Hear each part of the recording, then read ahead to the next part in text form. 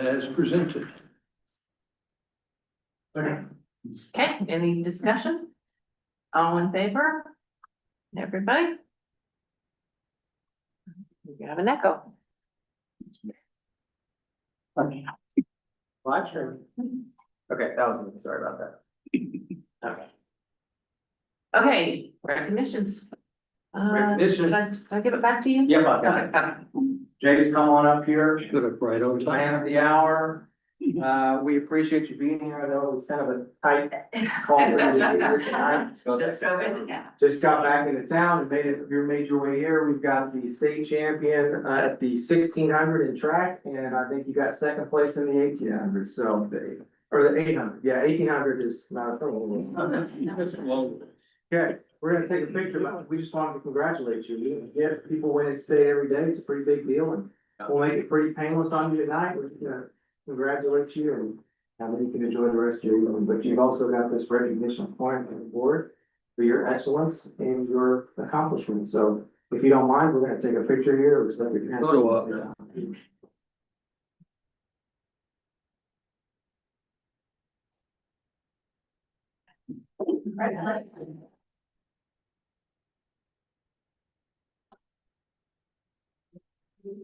Thanks for bringing me here. We appreciate it. He's, we're all pretty proud of him for that. Thank you. Good work. Congratulations.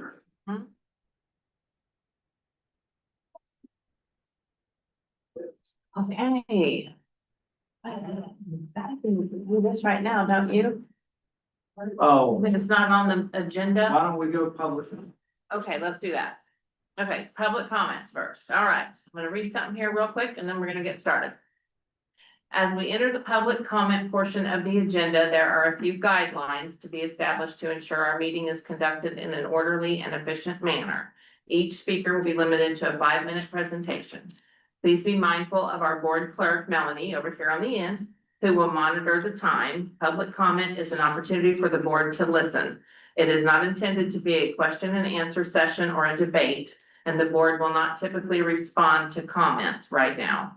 To protect the privacy and rights of our staff and students, comments must not include identifying information about specific students or district personnel. We appreciate your cooperation and we'll now open for public comments. And we have Mr. Robbins. Come on up to the podium and appreciate you being here. We've had a chance to visit prior to tonight, and I thank him for his time on that.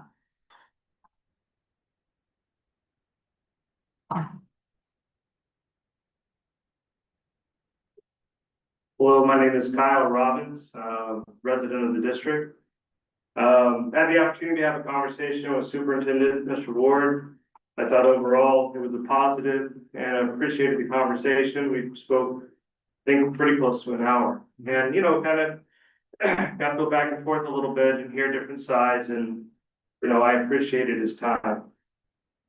As far as the last meeting I was at, I just wanted a board policy. BCBI board president may, at his or her discretion, ask patrons attending if they have something to bring to the attention of the board. To me, I take that as, you know, I know the rules, you gotta sign up 7 days before. The way I interpret that is the board president, who wasn't here at the time, but you guys do have the authority to ask the public if they're here, in a matter if they have anything to bring to the attention of the board. I think last time we missed an opportunity there. I think there was a lot of real patrons here that wanted to speak. And in the future, I'd hope the board would abide by that policy or change the language. So kind of the class we spoke about, the outdoor activities class, you know, I'm thankful Coach Elliott stepped up. He's given up planning periods to keep the class alive.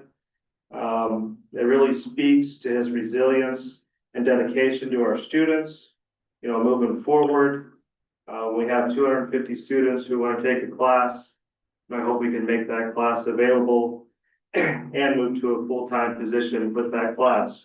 So the real reason I'm here, when I was here at the meeting, there was language that the board was considering, or there was a proposal to sell school district land. Again, I got to visit with Mr. Ward quite extensively, and I appreciated his open communication. And I agree with new construction in town. I think that helps our town, it helps us grow. You know, I'm not in favor of sacrificing school district property to meet that goal. Really not in favor of 40 or 50 houses, starter homes, paired homes, whatever you want to call them, right here in the heart of our district. We have a congested area already. We've got a lot of young drivers. To me, you know, putting these houses right here in the middle of our district doesn't fit. Just a quick look. And this is just me looking at Butler County GIS or driving around town.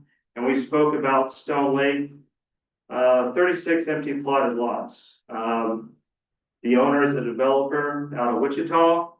I don't know why he's holding these lots. You know, if we need housing, you know, maybe the city can do something to force either build or sell. You know, 36 vacant lots sitting there. Also in Stone Lake, there's about 6 to 10 other lots just kind of spread around. There's another cul-de-sac. So 36 there. We have Shadow Ridge, 33 lots. This is Flossfire. You know, about half is built so far. I know one of the families coming in, great family, great young family. They move in August. It's going to be a real addition to our community having them here. There's still half for sale. So, you know, hopefully, you know, those get filled up. So, I mean, there's basically 69 lots there. I think there's opportunities, Custer Lane, vacant lots, 7.9 acres, Custer and Williams. That should have utilities there. We have a trailer park, Augusta East Estates. I drove through there, there's maybe 1 minute left. Wow, okay. Maybe 25% occupied, you know, that'd be a great opportunity. Utilities are there. I mean, buy them out, build as many of the small homes you want. It's all laid out right there. So I guess if I only have a minute, maybe I gotta jump to the end. But before, I guess we're gonna present the selling of the land today. I would request a public hearing on the selling of the land under policy BCAE. You 7 board members are elected to represent our district. I believe it's owed to the community to hear the voices before decisions made. I will also request copies of records of proposed sale and all records pertaining to this property and the Kansas Open Records Act. Is that my buzzer?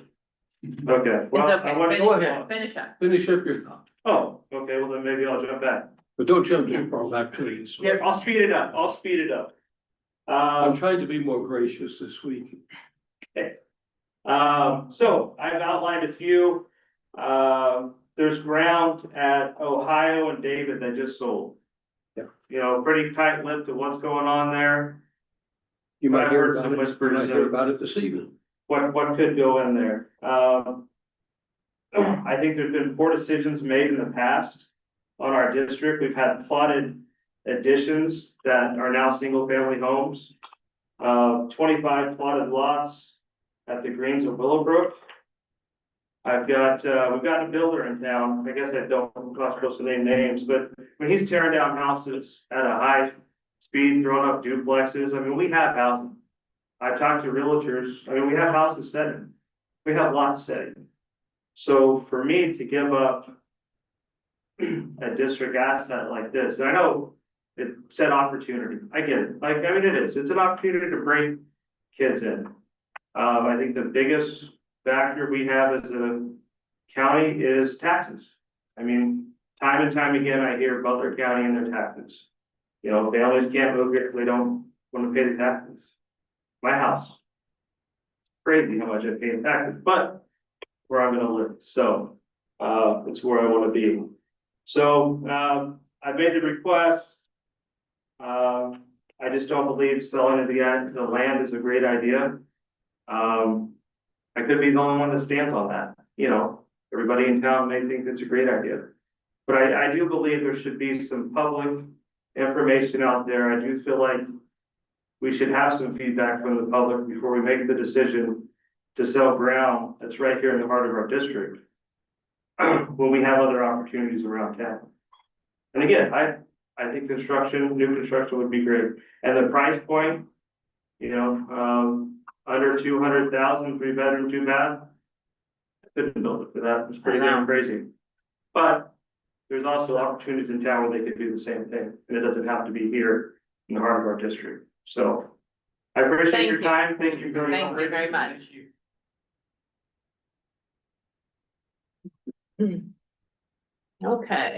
Okay, now let's do this. We're still under presentations, we're gonna do this real quick. Matt, we've got something for you. We can open that later and you get one of I get a coin. Okay, You wanna go out front? yeah, let's go out front. You Yeah. wanna come out, Doug? I'd be glad to. Come on. I don't know, I wanted to get it all fingerprinted here. There you go. In honor and recognition, thank you for, I can't read it, thank you for your dedication to excellence and uncompromising commitment to the success of Augusta Public Schools. Your years on I there. appreciate the recognition. Thanks for doing it. Yeah, thank you, Melanie. I wanna take it out just so we can take your picture. I want you. Yeah, I'll send a picture of it. Okay. All right. Yeah.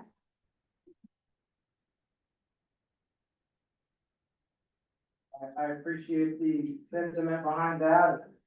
I'm honored for everything this district's done for me professionally and my family, and will continue to do for my family. And thank the support of the board and the community and the work that we've done. So I do appreciate this very much. Thank you. Thank you.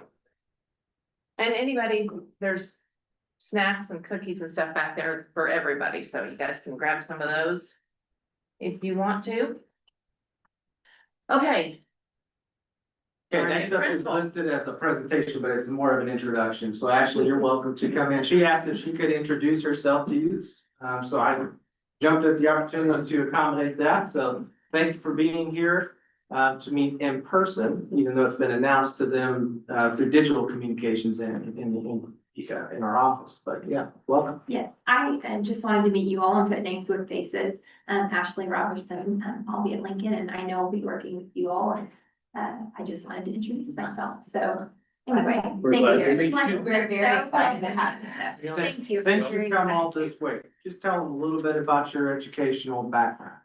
I have worked in education a little over 15 years and I have been a resource teacher. I have been at the Behavior Day School and I have also been a special education coach in Andover, along with a structured learning teacher. And so community is important. I grew up in a small town and I was at a small town before Andover and I learned so much at my time there, but I'm excited to be back in a small community. So anyway, so thank you very much for the opportunity. Thank you. I'm excited to have it.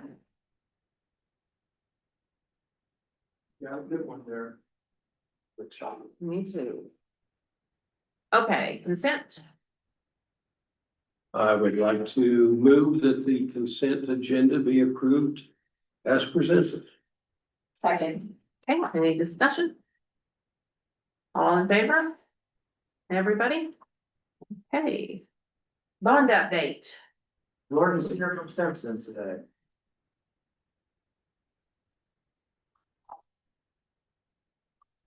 Evening, everyone. We'll start with the phase 1 projects. Garfield Elementary, and Lincoln Elementary are kind of more or less at the same spots right now, but starting with Garfield, stone veneer is completed on both additions. Sheet rock, painting, ceiling grid, they're also all completed in the addition. They will be getting started on sheet rock here in the gym storage addition, shortly. The flooring, electrical, and mechanical devices, and ceiling tile are all, here, ready to install. We did get started on demolition inside the, sped room and breakout room area. they've got all that opened up. We'll be going back in with masonry and framing here shortly, and they are currently working on site concrete. They'll get dirt work started right up after that and get it, looking clean and fit up there. Sorry, that's the high school in, I'll be there. Lincoln Elementary, so right now, all the exterior, immediately around the building is completed. They did get sidewalks and, the parking lot poured back in. Carpet, paint, ceiling tiles, doors, shades, finishes, they're all installed in the addition as well. They did get site utilities completed out there. The dirt work and sodding, we're waiting on a little bit of dry weather to get the machines in there, to get all that turned over and get the grass back in. Demolition, again, they got all that torn out, a little bit of masonry left to remove for a new door opening. And they're gonna be getting framing and mechanical, electrical, plumbing, well, no plumbing in that area, but all that going back in. And then they're also out there working on getting lights replaced currently inside the building, and then we'll move out to the exterior. Out at the middle school, the addition is more or less, wrapping up with finishes right now. We are waiting on sound panels at all three. Those will be showing up later this summer. So if you see any pictures where there's big holes in the ceiling or the walls look empty, that's what be going on all those. But they did wrap up brick. They're currently inside working on masonry walls. We've got, I'd say, the majority of the demo done throughout the building. There's still a little bit of demo that we're lacking in the admin area. But they're gonna be getting framing going back in here within the next week. They're working on boiler replacements right now, and it sounds like they should be starting on rooftop replacements. Crane out there potentially tomorrow morning, so all that stuff is in the works. I think that really wraps up most of phase one. They will. We'll get to this here towards the end, just to give you some time to think. We are on phase one, we're past the imagination stage, right? Where you walk into a space and you have to use your imagination to figure it out. Phase one will be done by the time school starts, so we are going to invite you guys to come out and do a tour as a board, but you can't all come at the same time, so we'll do 2 stages. But that way you can walk through the sites and see them, because the pictures that we put on our website or the executive summaries and things you get in Friday notes are helpful. But you know, you just kind of, sometimes you gotta wanna walk through it. And so I'll tell you, wear some tennis shoes, because it is still a construction site. We've got hard hats that were brought here tonight. We'll figure out a date for that. But the phase one, we're about ready to walk through that, which is exciting. Yep. One thing I forgot with phase one is we did get the turf signed up for the playgrounds, so we should be getting that started up here in a couple weeks. I don't know, we haven't really decided which one will go first, but maybe Garfield would start first and then they move over to Lincoln. And I guess on that note, they also signed up Ewalt with that package too. At one of the meetings, it was discussed that they would like to replace some of the playground equipment. I think Brooks and Matt have talked about that some. It's currently shown in the FF&E cost, which is the furniture, fixtures, equipment. So we do need an approval on that one way or another to determine if Ewalt turf will be completed this summer. If playground equipment is getting replaced, then that'd be something that turf would end up get moved out to next summer. I think Brooks is gonna talk to some people about, there's some portions of like platforms, step platforms and things on E-walls that. There's a coating that goes around that. It's like a kind of a rubbery kind of a coating, and some of it's peeling. We're gonna see if we can get that fixed or if it has to be replaced or what the scenario is for that. Did we ever hear back from SBT on rooftop units? I didn't, For alternates. I didn't get the Yeah. arguments. Like, Did you? I mean, I thought that was something we said we were gonna maybe have tonight. Yeah, so they did reach out to Basis, the mechanical engineers on this. Basis does not have a priority list, so to say. They had, what Steve had gathered on all the units, and they have the overall design of it. they do not necessarily have the capabilities of doing the priority list.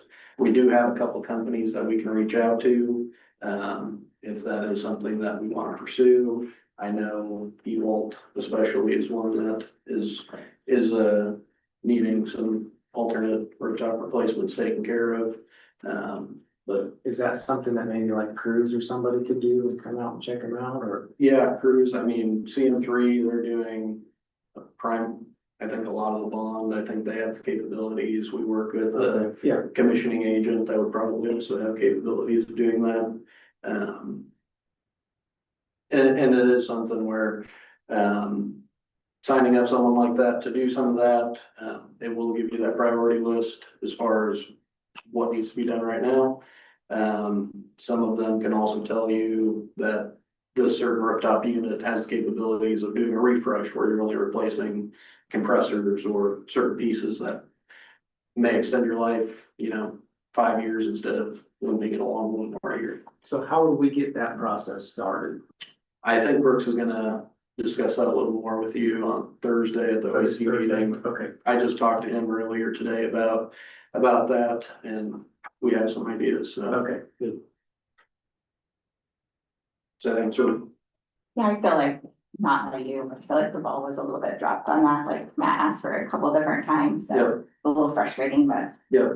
Yeah, Well, and I- not Simpson, it was more, I just thought that Basis had already done that analysis, so I was just waiting on the document, but. Yeah. We need to, and that's fine, I mean, it's still from a timeline perspective, based on my limited knowledge of your work, I think we still have time to do that assessment and get it done before we have to figure out alternates and all that, but. Just don't want that one to get forgotten about, so I appreciate you guys Absolutely. bringing it up. Brooks put together executive summaries for Ewalt and the high school. I do have some copies, I don't know if they got passed out, but, We've got digitals that we can throw up oh, yeah, on the screen too. So out at Ewalt, earthwork crews have mobilized, they started removing the trees to the east of the new addition. They've also installed the east building pad. And concrete crews actually just got rebar delivered out there this morning, and they're gonna be starting on footing installations here. Hopefully to keep catching a little bit of dry weather and they'll be able to make some progress. There are a few pictures just showing, the building pad and kind of what they've already taken out and got accomplished out there. And then over at high school, we have guys out there working on some selective demolition right now. They're getting temporary egress in place, so that way when everybody comes back for school, they have the new routes out of the building. We've got doors also being fabricated for the new egress openings. The dirt work guys have been out there, been working on building pads. They've also taken out some trees, I believe on the south side of the building. They got building pads and parking lot stabilization done. They had the fire sprinkler guys out there. They actually just started today, they're gonna start getting pipes ran down hallways. So that way we've got places to tie in, as they work through the renovations. We're not having to be working in the hallways while school's active. And then electricians are out there, they're getting mobilized and they're gonna be working on all the electrical service relocation, getting all their gear in place and moved over. And again, they've got some pictures there, South Addition building pad. And then they've been getting the east parking lot rock in, give themselves some lay down area. I believe Brooks mentioned they're gonna be getting job trailers and some of our other equipment mobilized in here this month as well, so. Now, the thing I'll point out to you, is the thing you'll be hearing about in August possibly, is that sign there where it says Home of the Orioles, to the right of that is where they're gonna punch in a temporary entrance to the school during the, this portion of construction. So that's actually a classroom, but that's gonna be repurposed. So people will go in there, they'll add fencing and do all that kind of thing, but at the beginning of school, there will be a different entrance to the building, just so you know. So none, this part's not gonna be ready when school starts then. No. No, the new front office area won't be ready yet, they'll be working on that, but it will be a secured entrance. Even though it's temporary. Okay, Any questions, comments on any of the, construction statuses? As Matt mentioned, we can definitely do tours with you guys, however you guys wanna make it work. We're pretty flexible. We'd be happy to go out there and show you guys around, talk through any questions you have on site, and if there's times you guys wanna talk amongst yourselves, or we wanna figure it out now, but, feel free to reach out to me and We can get it figured out now, that's great, because they're all in one room. And if Doug's kind of offered that if he needs to hold back, so we have 3 and 3 and don't have a quorum. He can do that, because he's been on the OACs and all that, he's pretty looped in, and if we need to, we can take him on an individual tour, but. You guys have a day that works where we can do 3 and 3, you can, like this week, is that what we're thinking? it can be whenever Yeah. it works. time. This I think week. it can be 3 and 3, even if it's at the same time, so long as you're not together.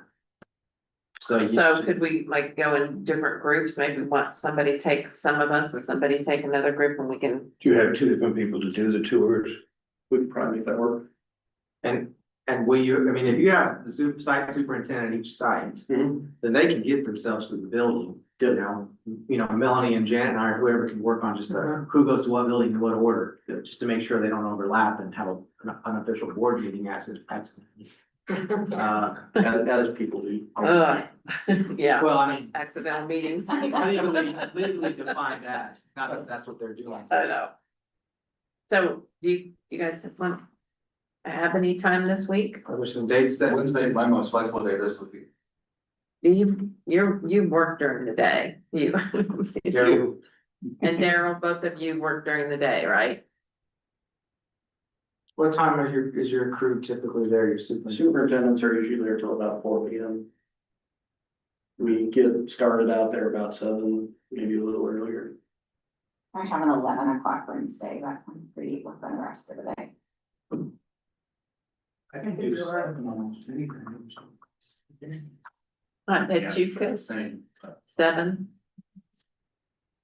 Well, I'm not saying. I was gonna say, the 3 p.m. should go at 7 then. You guys wanted to do one crew in the morning and one crew in the afternoon? Yeah, you wanna do that? You 3 can go at 7, Yeah. What day? Wednesday? I mean, I don't know, I don't care, you guys, Wednesday at 7, where do you wanna meet? At the high school or, No, they're not gonna do the high school, just This is Just phase one. Oh, okay. just phase 1. so middle school? Lincoln and, or If you want, we can meet here. And I mean, Okay. I can get them where they need to be at. That'd probably be So easier. Wednesday at 7 a.m. And then what time do we wanna go? I have an 11 o'clock, so I can do any time after 12:30. Okay. You wanna do like 1 o'clock? Sorry.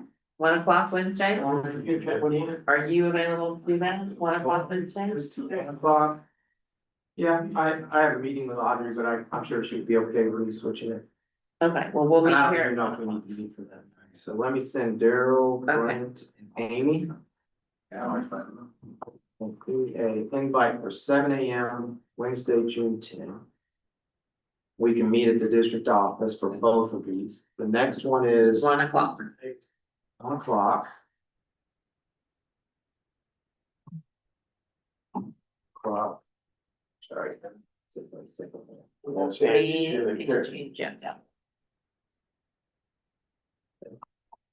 Thank you, Doug, for letting us do that. I'm volunteering.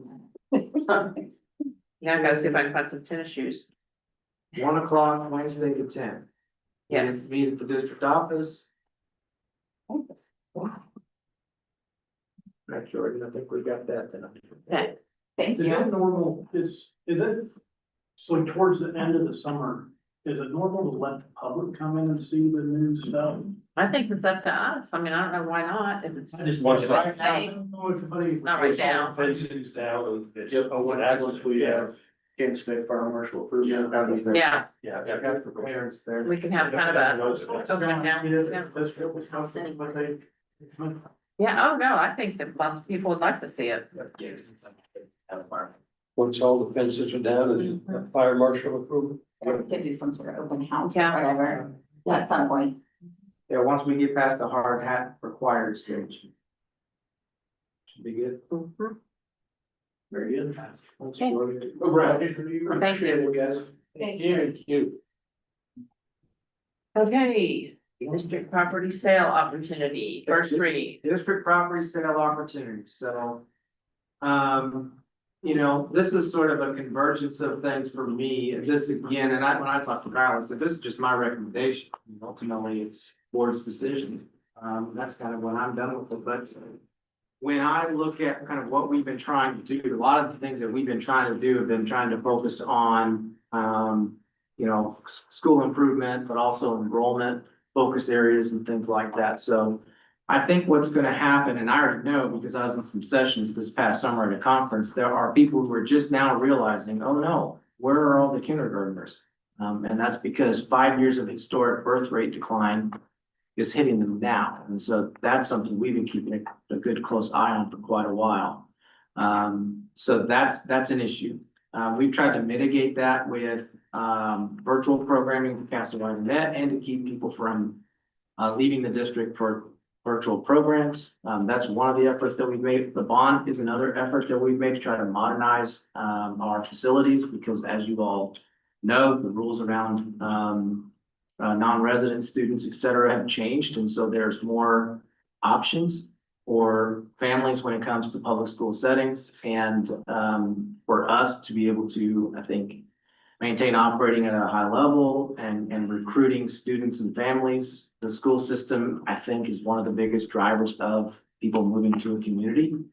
And so that's been a big focus of ours. Housing has been something that has been a challenge. You know, there were decades where, you know, 500 houses were built within a decade, and that's dwindled down significantly.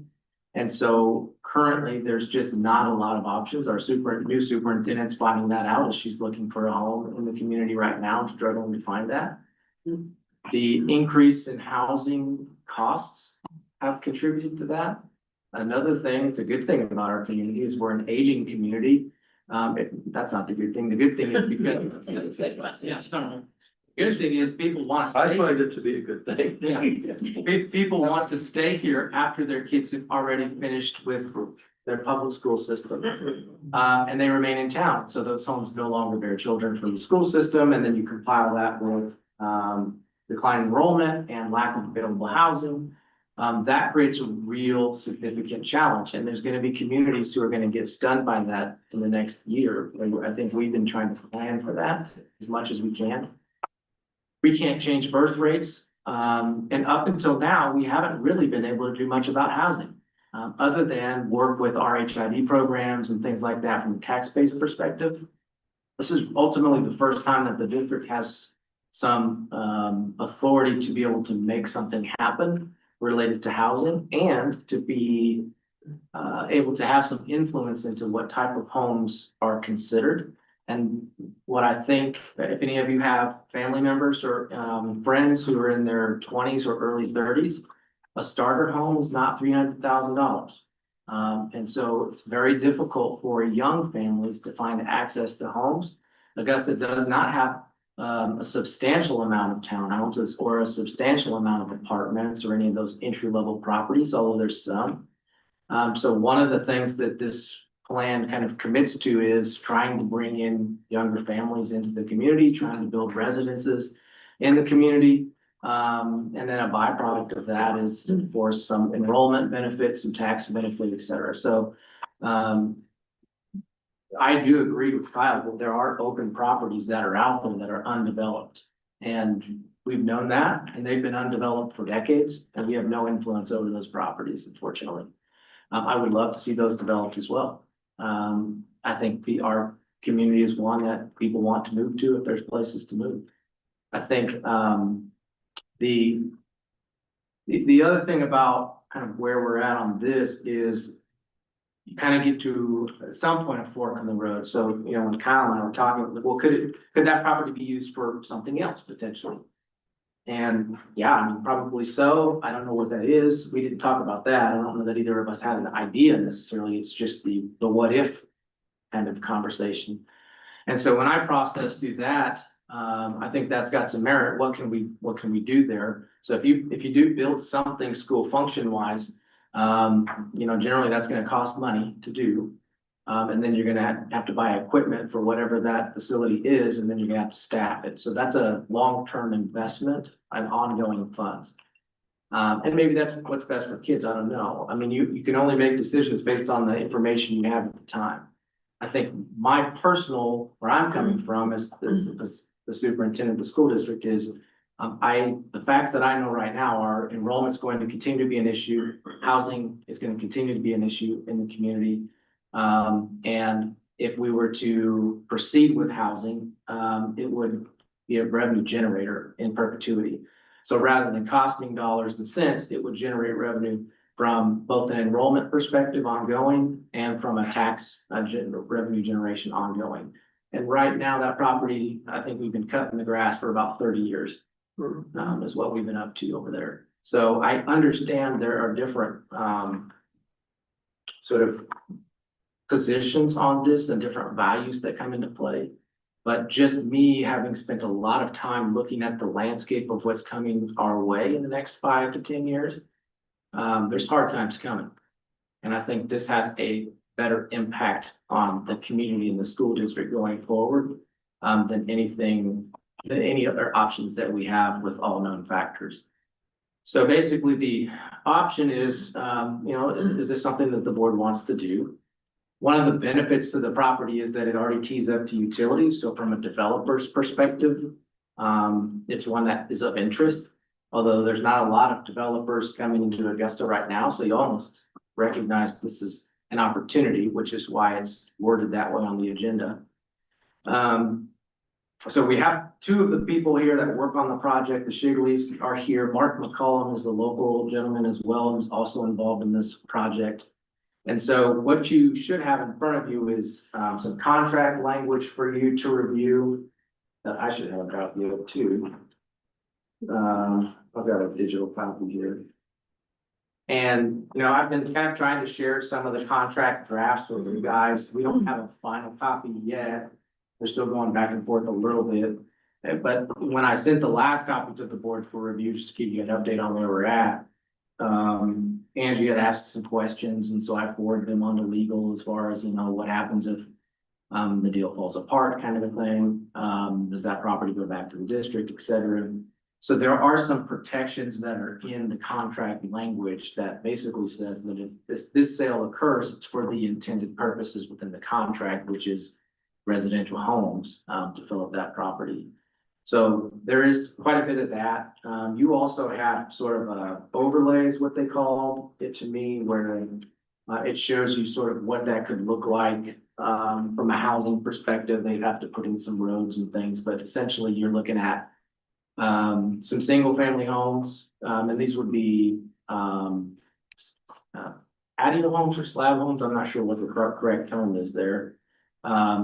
Paired homes, and then there's also some potential for, you know, fourplexes or whatever else. So when you think about younger families, they're looking for something with, typically you would use the term affordable homes, but the term they use is attainable homes, because what is defined as affordable has changed in the last few years.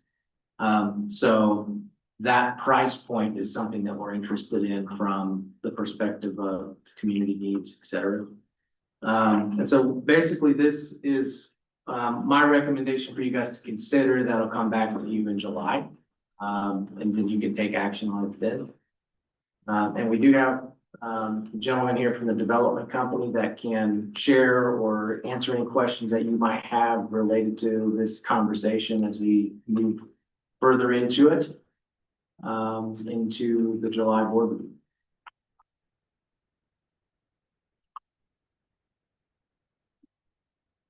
point out that one of the things Angie was worried about.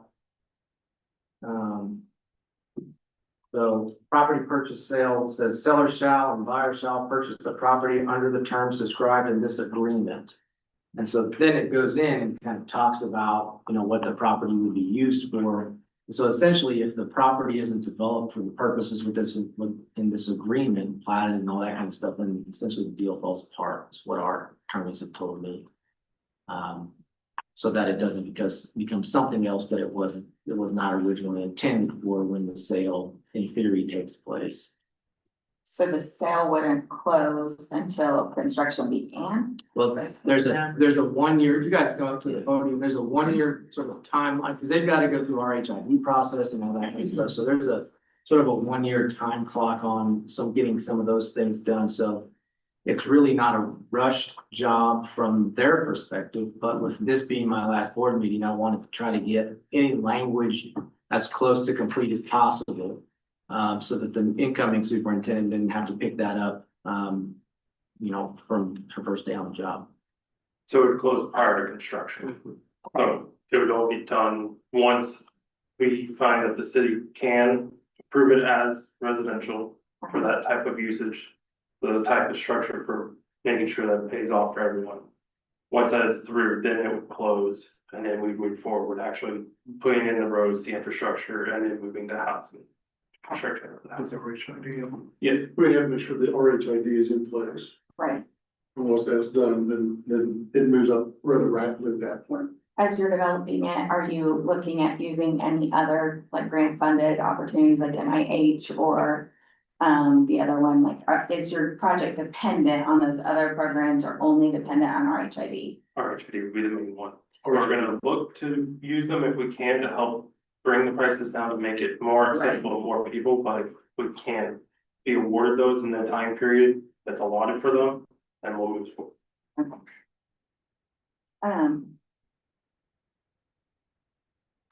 That's a tax abatement, is that what that is? The already. It's not truly a tax abatement because the owners of the units will still have to pay the taxes. It's a tax structure within the state legislature that basically allows the funding of costs over time, mainly infrastructure costs is what it's being used for. So that's sewer, water, any type of road improvements that would be covered within that. And that allows the city to put that onto a special tax roll so that the broader city isn't paying for it. It's just the residents of those lots are paying for that It's kind of tax. like the specials that all the other developments Sure. have. I mean, it's a But little it keeps different, the but tax is it's, actually a little. yes. lower. But instead of them charging an additional special Right. assessment, we are giving up our tax basis for a period of time until they recoup the infrastructure. But that's costs. only on the city's books. It does not touch the school districts. Oh, it is? Now remember, the school has veto power, but it can't affect the state or the local funds on the schools. Well, my understanding was that I did too. the balance for us on that was, so say, that basically. It's just what like the happens other is one, that right? they Yeah, it's just like- divide- Yeah, So It's just like what we did with Shadow Ridge. right, yeah, and Well, also. Red and, Road. yeah. Red Road Ridge. yeah, We wouldn't be getting those tax dollars if it didn't develop. So this is, Right. right. we're So- giving them up, so. Which We're getting them. Right, that's where I- Hopefully you get your funding, the higher enrollment is the actual goal. Right. Yeah, so Yes. once those Yes. specials or whatever get paid off, then the remainder of the taxes in perpetuity come to the taxing entities, so the district would eventually get that, but in the meantime. Any enrollment generated from family moving into those homes would be immediate from the school district Yeah, perspective. we'd still get the funding per student. We just wouldn't get the cost. Right, Exactly. Initially, And if you bring in 65 students, that's roughly $1 million. I don't know what your funding is now, but still, I told 23 and it was roughly 15,700. I don't know what it is now. I've sat in meetings with you and of course, Mark, and, I believe you to be good partners. My biggest concern is get the RHID pushed through, you kind of have the plan, but something falls apart and then you sell it to some outside group from who knows where. So are we working on that first right of refusal? Do we have, is that The something? RHID has been in place and signed. The city now has oversight of it.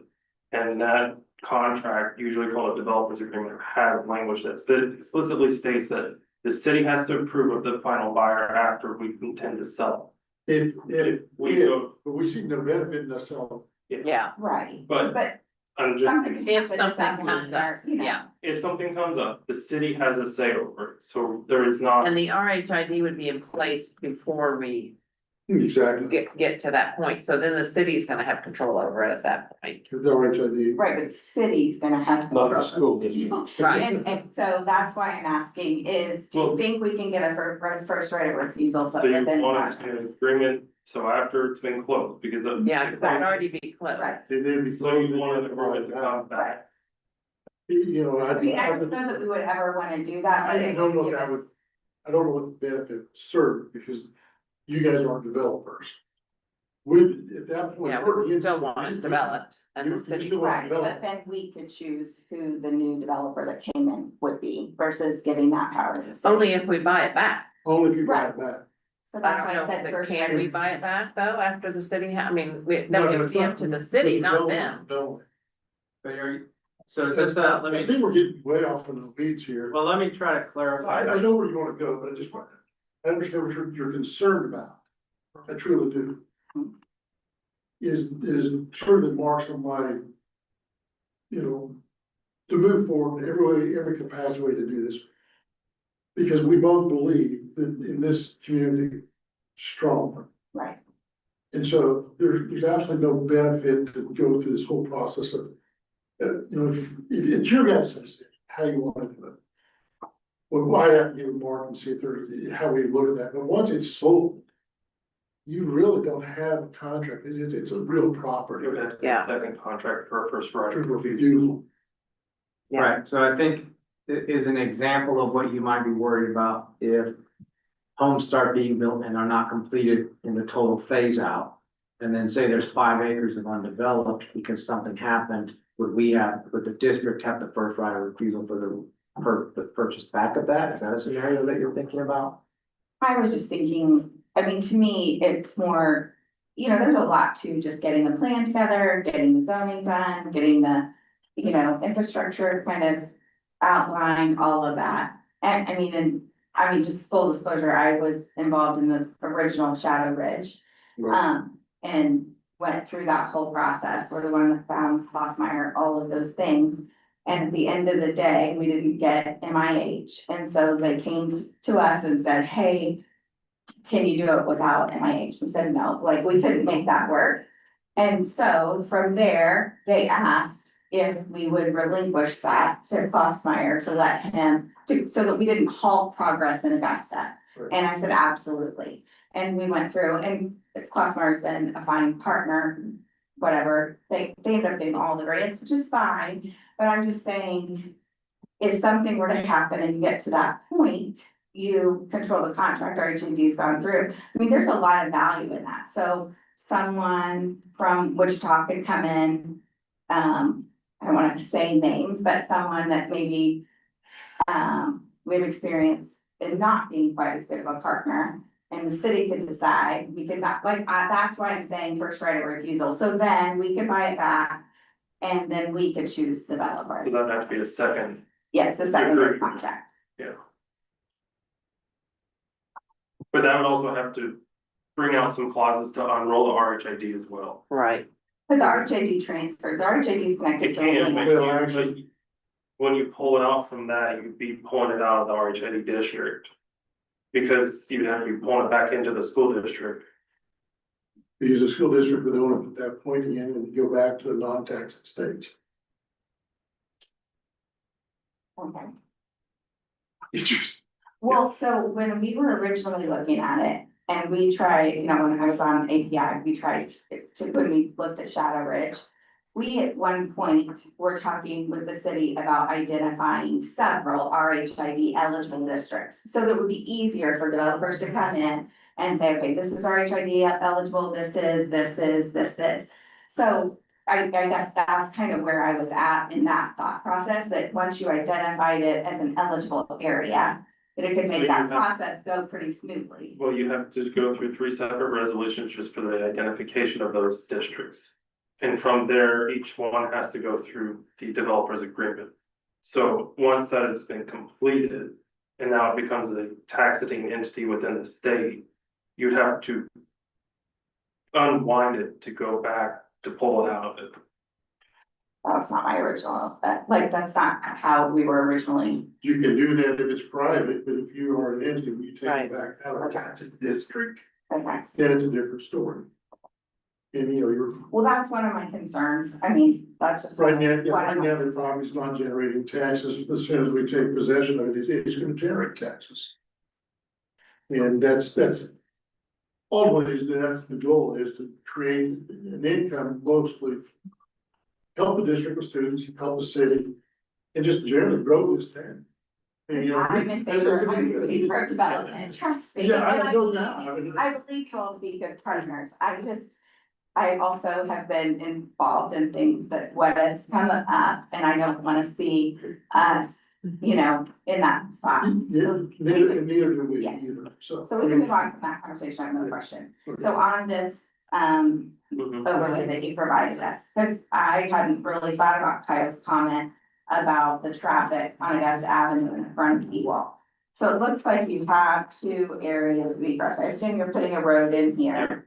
And then there's this road that comes through here and goes all the way through. Could we cut this one off and not You would have to bring just that have a through? fire department. That's gonna be, a lot of this will be depending on what the plan, what the zoning and planning goes through, and what the fire department. I will take it just a step further. There, that street that's on the very low, that between the school, between the Where the softball softball fields are and the soccer field, that's actually platted, and there is a street platted through there. So the conversations have been, how do you look at the city that you would have during the same process for economies of scale for the city, is to ease that by going ahead and finish that all over the customer. The approach is already off of that. There used to be a street sign that said Augusta Avenue there. Yeah, Mhm. and that's actually, So that, you're saying this one goes Yes. all the way? that through? actually platted all that. That is in platted, so that's platted. And it's just a matter of the city doing it, and then discussing with them, it would be better for any type of emergency. Because that goes right to them, also would alleviate any type of traffic going westbound, we go to Custer. So actually, if you don't know everything, until you get everything figured out, and look at it all, it's kind of, sometimes it gets confusing. And that's, we're here to answer any questions we. Yeah, I mean, I could see value in bringing that to Custer. So that's already platted. And that's already in there, and it's just a matter of the city coming up with the funds to do it, and then we'll be in conversation with them to get that done. And opening up Akron, are we gonna try to do that all the way through?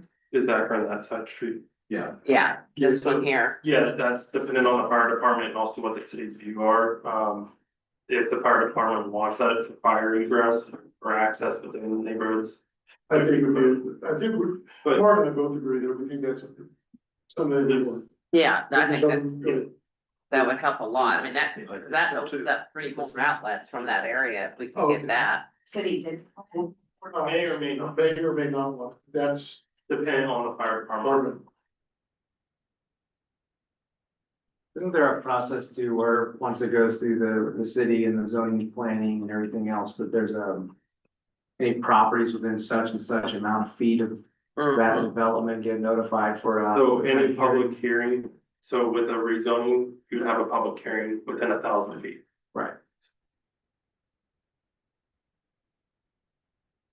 So coming back to that, when Kyle talked about the BCAE request for hearing, I'm not familiar with that policy. Is that like what, from our standpoint, I mean, I understand on the zoning, there's definitely a public hearing for zoning. What, I just don't know about that policy. Do you want to talk about what that policy is and how that would work in this, if that was Was something that that about public comment, or was that about the property? was? There was one He about said it was BCA, and I couldn't hear the number. I didn't get the number written down at the time, but it was a request for a hearing prior to sale. There's a difference between district land and district buildings. Okay, Those are governed differently under statute. If it's a district building, there's a different process for it if we were to sell a school or whatever. Okay. That actually has to then go as the first option to state, and all that stuff. As far as the district property goes, and I've asked the attorney this multiple times to review it, that as long as it's in the best interest of the district, as determined by the board has the authority. Okay. What was the name of that policy again? CBI is what I Pardon me? have written down. Please. CBI, is that what you mentioned? The policy is BCAE, and basically, the board may hold public meetings before taking action in regard to the changing of attendance center boundaries, the holding of bond election, capital outlay levy elections, and elections to increase tax levy or budget, and all other matters which the board deem appropriate.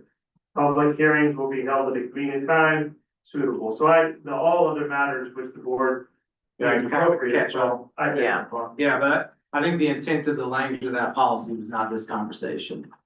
Because that's, I mean, we do have public conversations about, I mean, the boundary conversation isn't relevant to us, but Wish it was. the bond elections, Me too. capital outlay, like if once a district goes up to 8 mils, you've got to, there's a process to get to Yeah. 8 mils. Same thing with budget hearings, R&R hearings. That's really the intent of this policy. But as far as the sale of property, that's not what this policy is really governing. True, you could have a hearing, yes. I mean, you could have a meeting about anything you want. But there's nothing requiring any additional procedural elements to this conversation. And just so I know if I'm reading this right, the red where it says possible fourplex lots. Are you saying that that this is one fourplex or No, this is each. 4, 4, 4, 4? Okay. And I the stayed in a big one in the fourplex this corner? Weekend in Stockton, Missouri. Also don't recommend Stockton, Missouri. Anyway, but the fourplex was newer and nice and the concept, I mean, Mhm. I came back, I'm like, I don't piece of custard, like, I don't know if it fit or not, but, it was a good, I liked the option of a fourplex, so. There's some unique features that are coming out. It was the first time I've really been in one or stayed in one, and I could see it being a really great option for young families and stuff. Yeah, there's some unique layouts that really allow for Yeah, good flows within the house. You also notice that there's just kind of connect to that if you're looking at development, even as close as Andover, you're seeing a lot more shared homes, duplexes, Yeah. apartments. doesn't all people can afford. Well, it's cheaper to build them, so it's, yeah, like you said, it's cheaper what they can afford. And a number of cities are having this discussion for a number of different reasons, so it's not just. I mean, Just yeah, wanna keep in families mind, can't afford Every town anything, you know. within South Central Kansas most of the school districts have come to realization, what you guys have too, about students. Every one of those school districts are looking for the same students we will be looking for. We are trying to be on the forefront of that and get the process rolling. Because I will tell you, multiple towns are looking, and their school districts are looking for the exact same thing you are. And you have the ability to make it happen faster. I appreciate both of you being here to help Yes, answer thank you. questions because I certainly couldn't have answered all those as well as you did. Do you all have anything you want me to check in with legal on? That's part of my role tonight, is if there's anything in addition. Probably need time to look it over a little bit and then we can get with you maybe. Yeah.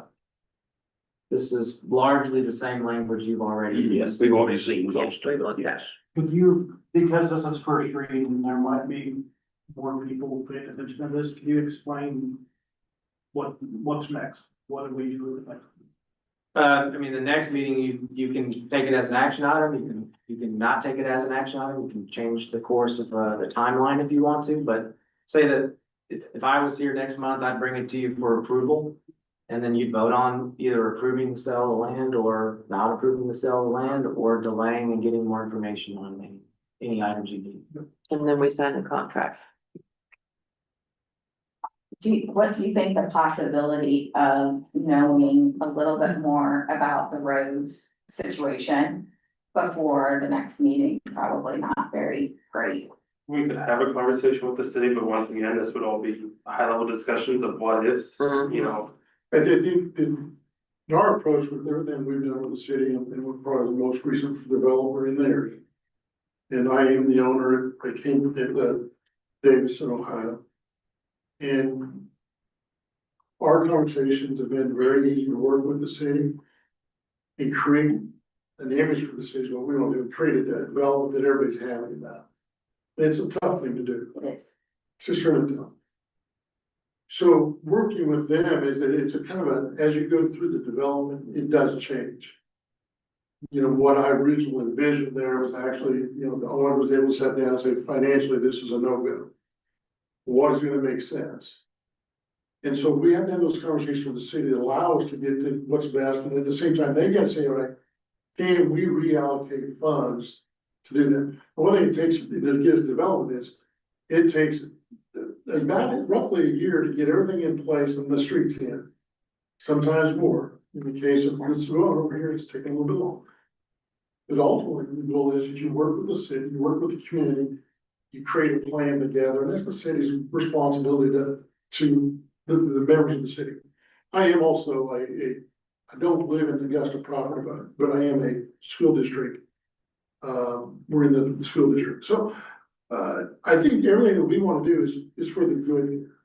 I know Mark does too. Yeah, And, you know, the ultimate goal is. I'm definitely not questioning. Yeah, well, the ultimate goal is to put butts in the seats. Yeah. That's the best thing I can tell you. Okay, well, thank you. This, Thank you very much. okay, Any other conversation there? okay, curriculum, the instruction report. So you have quite a few items here, but I'm just gonna highlight a few pieces, and then if you guys have questions, or if you want me to go into more detail next meeting, I can do that, because I want to be cognizant of your time. As far as curriculum, we are done with the science, and want to let you know, we did settle with lab aids, so it was really close between the two, but we are moving forward with lab aids for the middle school, which will also mean the high school special education. They'll be able to use that for those students if a student would be full out science. So lots of hands-on labs, which will be really nice for them. The Spanish, which is just now, we have one Spanish teacher at the high school, but that curriculum is very old and they're discontinued, so there's no online resources or anything like that to go with the books they have. So I am following up with opportunities on that and trying to work back and forth with the curriculum company, two different ones, battling back and forth to see what we can get. It would be a 6-year quote is what we're trying to get. If not, I'll do a 5, but trying to get at least a 5 or 6 year. And so we're working on that just because Spanish has not been renewed for a very long time. Our next big adoption would be social studies. Social studies really was supposed to be over a year ago, but we slowed down curriculum adoption. That way we weren't doing one right after another, because for elementary, that's a heavy load for them to get trained, learn a new curriculum, at the same time be piloting the next curriculum that we want to do, because they teach all of those core classes. And so we do need to move forward with social studies, because our ELA actually is up after next year. So we're gonna have to push it out another year or so as it is, before we can revisit it, but that will be the next one again. So social studies, it's been a long time. I'll have to look if it's been 8 to 10 years, but it's been a while since they have adopted new curriculum. So that is on the plan. Then I talked about whether kind of look at our status, our finance, if that's something that we want to try to do and recommend next year, or if we do the normal 2-year, which we can do that. But again, that means I have to do a shortened renewal of our ELA at the same time. But right now, we're not paying anything, because we already paid up front those 6 years. So just letting you know that overlaps if we don't keep moving forward on that. And then House School Going is that platform. Several of you, if you have kids, you know what that's like. They get on it, as well as the parents and the staff, they've really enjoyed it. SBA did not have access to that because their students don't really have grades in Power School. They don't take attendance in Power School because it's all virtual. And so we are working on setting a way their information from Edmonton can be pulled into a House School Going, so those parents also can enjoy that great communication. So it's a great tool. HESA, we are on track doing what we're supposed to there. And so we met all of our compliance requirements, our graduation requirements, we're on track there. So we get to the data. So at the end of the year, every year, I like to show you guys where we're at. And so we will just quickly glance at the separate document you have, but I wanted to, if you scroll down, just show you some big takeaways. Big takeaways. I love this report with FastBridge. So it is showing you reading and math. And the great thing about this is it's showing you a trend. So it's showing you, remember we take FastBridge 3 times a year. And so it goes back 5 testing times. So going back to, what did it say, winter of 24. Back up some. Yes. Sorry. So being able to see, you can see the trend that we are improving. What we want is anything above that line. So the pink, the bright pink is tier 3. The lighter pink is tier 2, meaning they're just a little bit below grade level. And then any of the purple or the light purple or lavender is we're right there on track or definitely have hit our goal. So as you can see, we're making improvements over each of those. We might have a little dip one of those testing, but overall we are slowly improving overall. And this is pre-K through 1st or 2nd through 12th or 11th grade. The only caveat on pre-K is not all districts test pre-K, is not screen pre-K, and not all districts have 3-year-olds. So we've got 3-year-olds taking the same screen as 4-year-olds. It's a little bit. And it's actually a screener for a 4-year-old. So the fact that we've got that tied in there and it still looks this good is very impressive. That means our 3-year-olds are hitting the mark for 4-year-olds already. So I wanted to show you that overall we are trending up. And I said that's the hard work of our teachers and our students, and finally getting some really good curriculum to support them, and also giving them time, like the Friday early release and team time, those kind of things to help teachers talk about their data and get kids in the right group and get the support they need. The other one is iReady. That's a brand new math curriculum we're using for the elementary. And when they shared the improvements, yeah, that one, if you can make it all the way big. The key thing is you can see by the grade levels, their fall and their spring. So you can see a lot more red in the fall. So when those kids first got screened, okay, where are they placing at as they start in the fall to where they finished in the spring, we saw some really good growth. And that's with a brand new curriculum. So that's pretty impressive. The other one that talks about how much growth did you see, any of those in the blues and dark blues, that's showing a pretty high percent of growth. And so that's impressive too, that it's not just kids doing well, it's like they made aggressive growth, 100% aggressive growth. So more than a year's growth in a year's time. So those are some other things that I think are proud to look at. So even if we're still not quite where we want to be in all the scores, we're shortening and closing that gap at a pretty aggressive route, and that's good. And then if you scroll down, the same thing, you can see we're not quite there if you compare us to the national norm. Now, their national norm is any other school that's using FastBridge. So they're comparing us to any other national assessment with that's using iReady now, which is a lot of school districts across the nation. So we're getting there.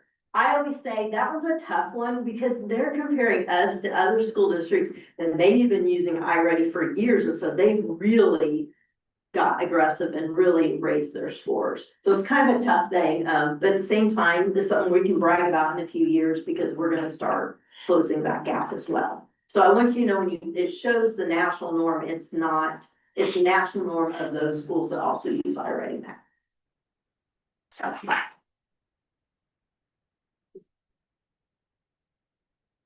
Then the documents here shows the same thing that I showed in the quick overview, but, and so the reading will be the first one. What's nice to share here is I went ahead and broke out where we're at as far as growth, but also how much we've advanced.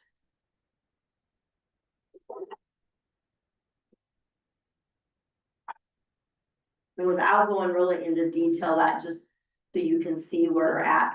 There are Love for you times. to go into detail, because I can't, I have no, I'm struggling to understand. Okay. Any of this. So what, in short, if it's hot pink, those are kids that are tier 3. They're still struggling with reading.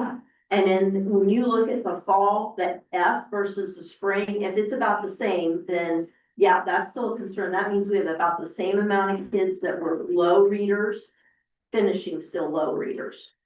If you see the number in the fall, with growth, if you will see how much, yep, in those growth ones, that means if they're in the pink, they're close to making a year's growth in a year's time. If they're in any of the purple, they're making more than a year's growth in a year's time. And that's what we want, because that means they're closing that gap. They're learning more than what we'd expect them to learn. So when they project, hey, here's where Charlie's at, here's where we think Charlie can make growth in a year's time, Charlie's surpassing that. He's closing that learning gap.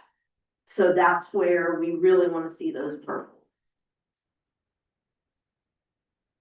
And then if you flip to the next one, it's showing you state assessments.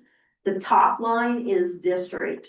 So the further darker blue you get, those are the levels 3s and 4s. We want to have more students in 3s and 4s than we do the level 1, which is the white. You can also see where we're at compared to the state. So the nice thing about 3rd grade is that we have way less kids in tier 1 than the state average. We have a lot more in tier 3 and 4, which is where we want to get kids moved to 2s, 3s, and 4s.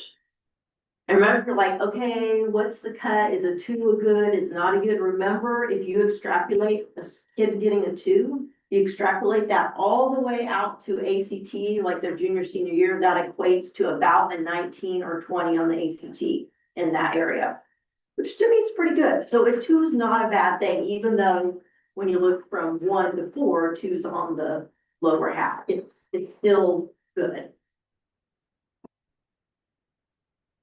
And so you can see that we definitely did well in 3rd grade. 4th and 5th, we kind of evened out of comparing us to the state on some things, but we're still making growth. And then you could see the older grades, if you go to 6th, 7th, and 8th. Again, we want to have more kids in 2s and 3s, way less in 1. 4, we want to get there, but I will say, when you look at those, 4s are also those kids getting a 28, a 29, 30s on the ACT. That may not be everybody, but we want to keep pushing more and more students that direction. And then on this last one, you can see, and again, I know this one side's really small, but you guys have digital of it, so you can pinch it large.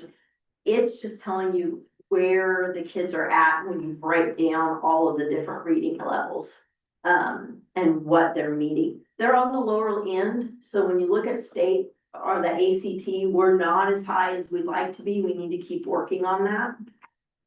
But when you look at the pre-ACT, we actually are doing pretty well. So we're coming in as freshmen, set up to be successful. We need to just keep helping kids do well. And that's one of the big initiatives we have with more reading at the high school level.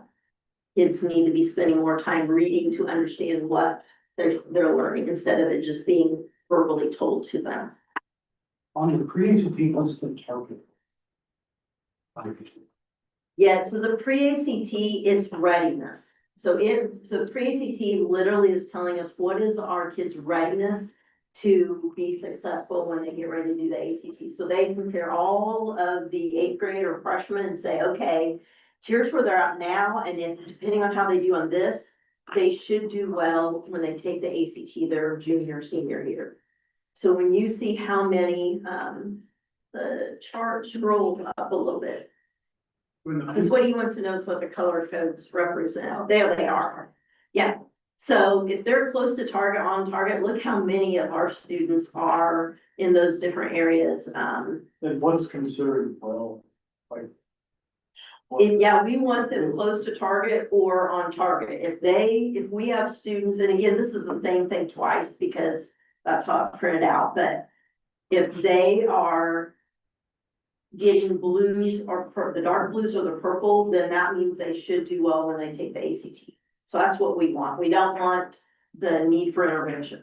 And is a 20 or a 19 and 22, like what's what do we consider?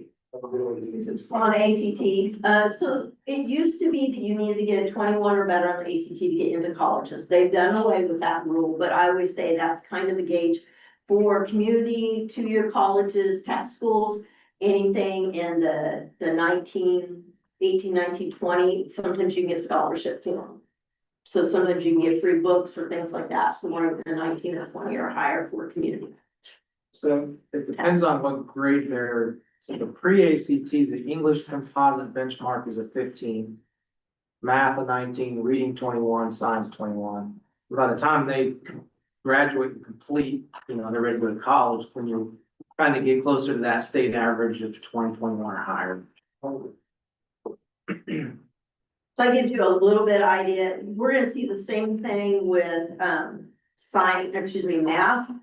And so if you flip over, it's gonna be the same thing you have on the next pages with math. Again, we want to, for example, if you look at the early grades, kindergarten through first grade, they went from 11% down to 7% of the kids in tier 3. That's what we want to do. We want to move more students out of those ranges, and then you can see the ones that keeps growing up. So spring semester, anytime that's higher than fall, that's where we want to be, moving kids over into more productive levels. So those are some pieces to take a look at. With the 2nd through 12th grade, those dropped a little bit on the target, on that part there, so we do want to watch that. Now, the kids did just get done doing state assessments, then right after that window closes, they take FastBridge, so we do need to keep creating that students' desire to give best effort, and that having house school going in for them to get in and look at where they're at and where they're projected to go and really give their best on these assessments is going to be important. Is there any correlation with where we have our interventionists, our specialists, and schools? That we hear, and I'm saying about our extra. Good question. Where we have the reading specialists and where we have the math specialists, can you see? Is there data where you can prove it's going, or is it just observation?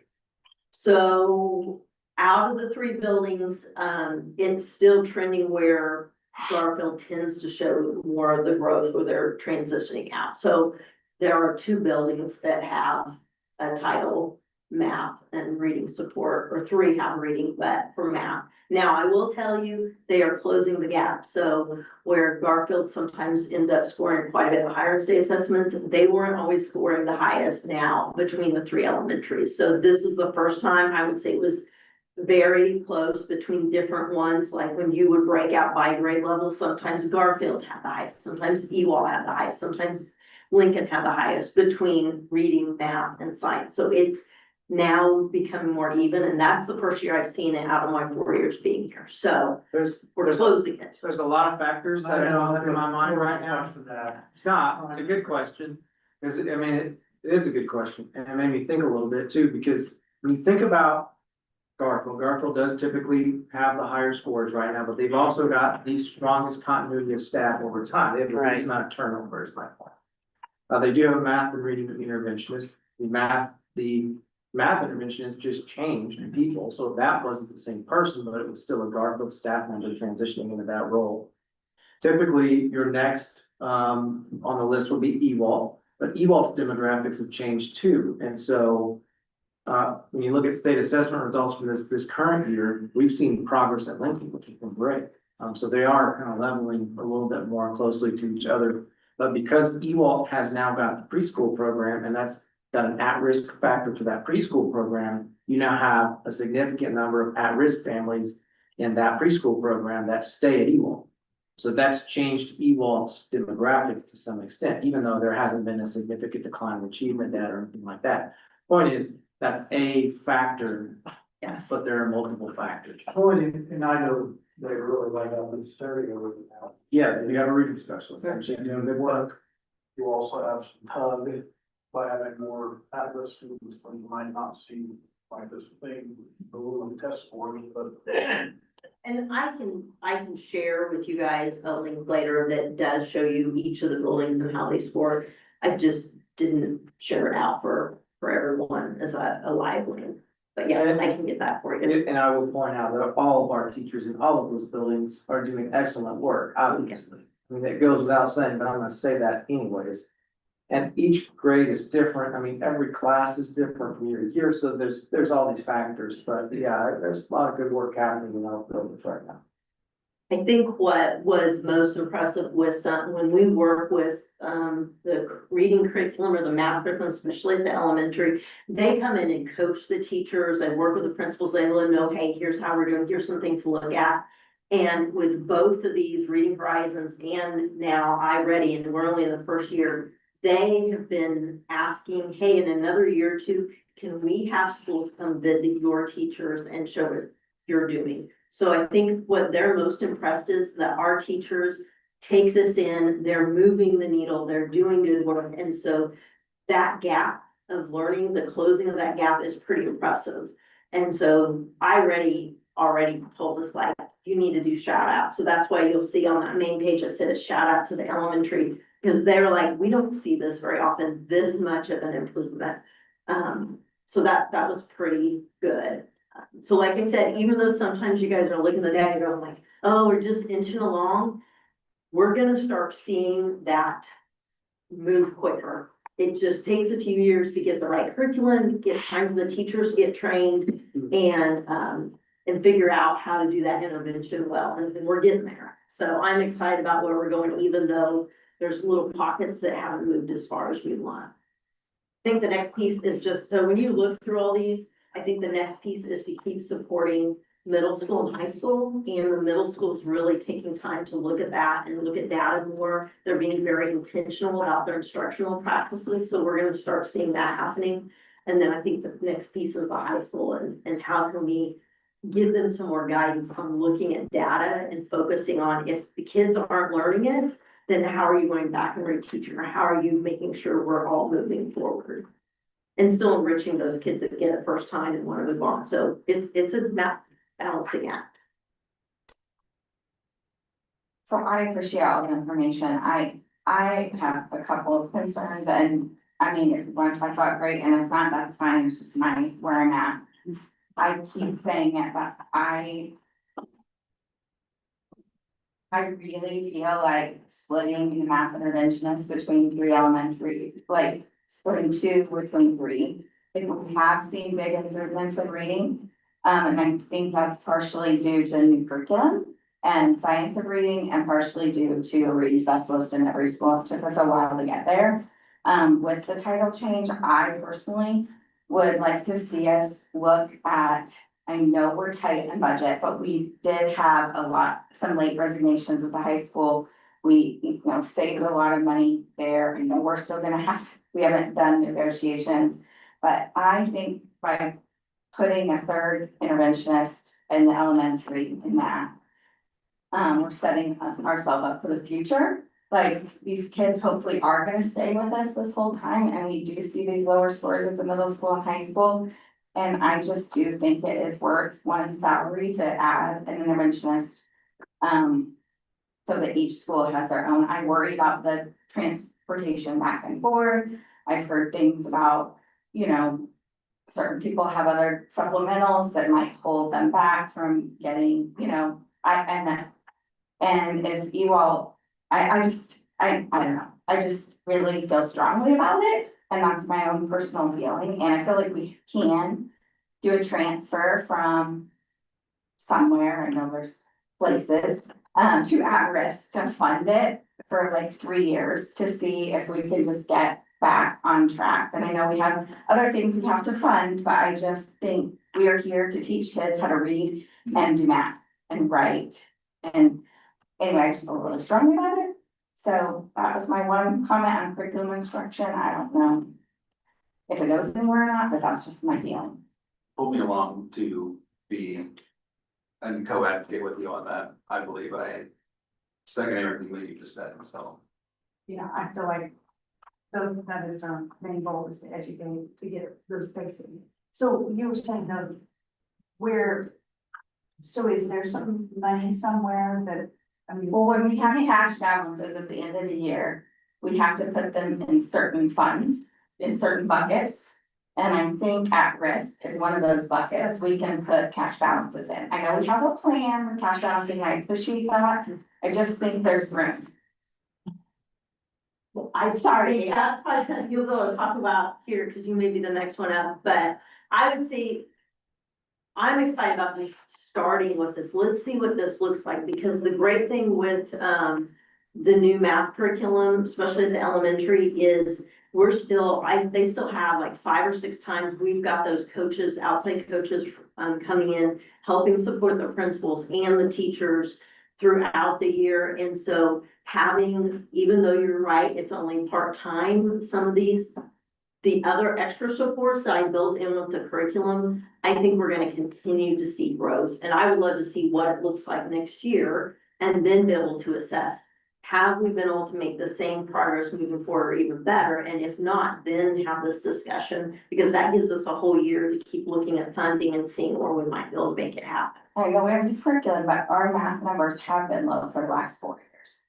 We had a curriculum that we had for 10 years, and I will tell you, it wasn't even the best curriculum out there, so. But so then kind of like we're seeing on reading, K 1, 2, 3, we're seeing higher because they started with science and reading, they started with that better curriculum. But we're still gonna have those gaps 4, 5, 6, 7, 8. And the sooner we close the gaps, the more successful they're gonna be when they go to middle school and high school. So So I think you're with this new curriculum, we have people that are coming in. So when we adopted that, Right. I included full 2 years of professional development, which is literally those coaches coming in, and they used to teach us, they come in and coach and observe and work with the teachers, help them look at the data, talk about, hey, here's a way you could reteach this, here's how you can change this.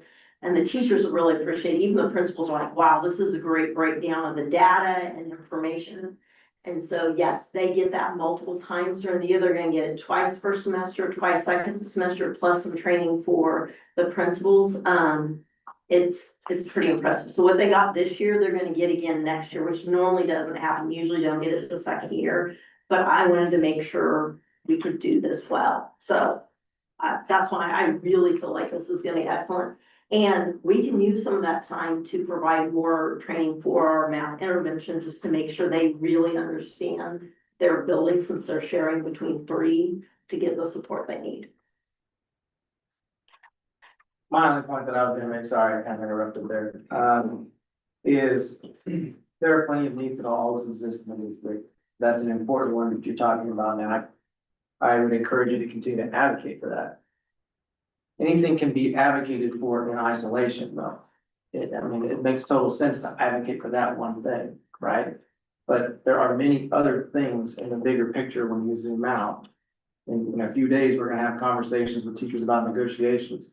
And salary is gonna be a very important conversation there. There's just only so many things that can be done at one particular time. I view that as more of something that can be planned out for, if that's a priority of the board going forward. And that could be something that you guys could work on as a board goal focus or something like that collectively. We've got 2 board members right now speaking about it, which is great. But the funding has to be there, and I know Dale and I always have to be the ones to bring that reminder up all the time. We're the bad guys on that, but, again, anything can be advocated for in isolation, but the big picture still has to work. And that's kind of the issue right now. There's been no planning or conversation at the district level to add a math interventionist this year. So that's kind of where my frustration stems, because I feel like in the past, when we did budget and fiscal meetings, those meetings seemed to me to be a little bit more collaborative than this year. Meaning we had principals in those meetings, we had directors in those meetings. I don't know what changed this year to where it wasn't like that, but, This year, the entire process is getting out of the hole. There's no conversations about additional expenditures like in previous years or positions or adding this or that. It's 100% in getting out of the deficit. So it's a completely different budgeting process. but I mean, I feel like we still have that conversation every year where this is coming up, this is coming up, this is coming up. But we still have been getting interest income and I mean, I looked at our cash balances today and our unencumbered Right. fund, and they look pretty good. You're right, and that's strategically done. That didn't just happen, but those are not renewing funds that are required for salary. And I understand that, but As- it's kids first and like I mean, I'm just frustrated with this conversation, because I don't feel like we've had it collaboratively.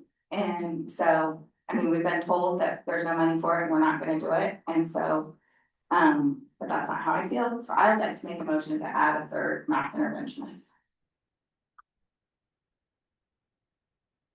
In 30 seconds, that's fine, but that's where I'm at. They can reclaim. So, but before you do that, you're gonna have to, know what, or, Yeah, I mean, the salary, I mean. well, she made a motion, so I guess we need to see if there's a second or not, and if, before we go any further. I would second that with the union. Okay. So any more discussion before we vote on that? I feel like I need more information, salary wise, I mean, I have. And that's fair. So what I was going back to was that budget and fiscal, that worksheet thing. And where it added up, can we pull that up? I'm not sharing my screen right now. I don't have it ready for you right now. So on that sheet, it shows all of the people who have retired or resigned or whatever that we're not replacing. And that shows a big salary savings. And I know there's plans for that and I'm happy. I think it'd be great if we talked through if we wanted to talk through all those plans. And that's fair that you're not prepared to do that now. So, we could table it and have either a special budget meeting or we could, I mean, I hate to throw Leslie Ann into that, like she's gonna struggle with budget anyway. And I think Matt's more experienced in it, but that was really my purpose of talking about it tonight, because it's not fair to her, because doesn't have a good grasp on the budget. But, I mean, we had a ton of savings. We didn't do another outdoor fitness. And I don't think we should have, because, I mean, our primary focus is to teach kids reading, math, science. It's not that it's not important, but you have to make choices. And to me, that's not a choice. Like, that's why we're actually here. I think for me, the simple math on that document that you're referring to is essentially the budget deficit was 660,000, which is the biggest budget deficit I've had in a single year from one year to the next. The savings through attrition was 558,000 or somewhere in that range, which is still not beyond the deficit. Right, so yes, there were savings through attrition, but I just don't want anybody that's watching this to think that there were savings that were. Just trying to get, Uh, not in the yeah. zero. And I completely understand that and I appreciate Just that. clarifying for those ones. Yeah, no, I completely understand and appreciate that. But we also do, like, every single year, it's tight and we have to make choices and we have to move things around and miraculously, we tend to find it somewhere, and it's really been through you two, and I give you kudos. Virtual school, where we can, you know, we have that extra funding, and we're going to continue getting extra funding. And I know we said we're gonna reinvest it, you know, again, next year, the half point, so we can increase enrollment. But I just think there's enough money there. I just truly believe there was enough money there, and we can find it. No, Yes, there is. there's also a $290,000 local assessment that doesn't include the $660,000 deficit that we haven't found out of yet. That puts us at So $1 million. there's that, there's also looking into next year, which I have shown in the committees, which is a projected $500,000 deficit. That On is top of what we've got. fairly conservative and reasonable based on what we experienced this year. So it's not feasible to be adding anything right now. I've shown in the committee that cash balances are falling. We continue to drop cash balances. Eventually, they get to zero. Our main cash balance is in the bond that can be paid to, that goes towards principal and interest payments only. It doesn't go to paying people. So there is no capacity. We're doing everything we can from a strategic perspective with interest earnings virtual, but when we add this virtual program, you have $5,600 a student. The K through 8 takes 75%, and then interlocal assessments are getting tacked on as we go. That money is not going up. It stays at 5,600 every single year. It is not indexed for inflation. So the piece of the pie on open ed gets tapped into further and further every year. And then we've got concerns coming up with federal budget cuts at risk. With Medicaid cuts, SNAP cuts, those are gonna impact at-risk funding, those are gonna impact food service. Special ed there is no good trend in special ed funding in our state or federal. So I'm the bearer of bad news all the time, but we're in this huge declining enrollment trend that we couldn't have anticipated. I've asked my mentors, I've talked to counterparts. I thought we had 75 that we were gonna lose. We lost 125. Don't know how we could have predicted that on this year's budget. So there's right now with where we are at, we are one of the lowest funded per pupil districts in the state. It's the formula. It's a small condensed district with 69 square miles. It's an at-risk population that is not big enough to bring in enough funding, like a Wichita or an El Dorado, or some of those inner cities that just generate more funding. And then that high-low correlation factor, we're one of the lowest weightings on that factor. And that's just a formula. As you come down to 1,622 students, you get 3.5% additional weighting, or 3.05, and then that factor gets better. So in a couple of years, maybe it could get better, but we've also got the unknown of formula changes that are coming. The formula has been sunset as of the end of next year. What's gonna happen in the next session? Who's gonna be the governor? We're in a tight place. It's a mess. You can't have a position that we may not be able to continue funding, because that would be a worse situation. And I really, we're gonna watch to see how these kids are learning. We've got good people. Give us a year to look at it. I'll be glad to report out what progress we're making, because I do see what your concern is. But let's take a look at it, and that gives us next year to see where we're at, what progress we're making, and keep talking about it. And then Angie, when CPI was higher and enrollment was more flat, that would have been a good time to consider something like adding a position like that. But at that time, we hadn't had decent raises a long time. So that was the priority of the district and the board. So it kind of comes down to the timing of when the money's there as well. And it's just not there. With your one point on interest, I mean, I will say something decently positive. Those rates on longer terms are ticking back up. So that's gonna help a little bit, but our balances are coming down as well. So we're gonna have less and less interest earnings as our cash balances go down, because our principal's getting lower and lower with the bond payment. But we have a healthy contingency fund, that we didn't have to get into this year. We have a Which is healthy, good.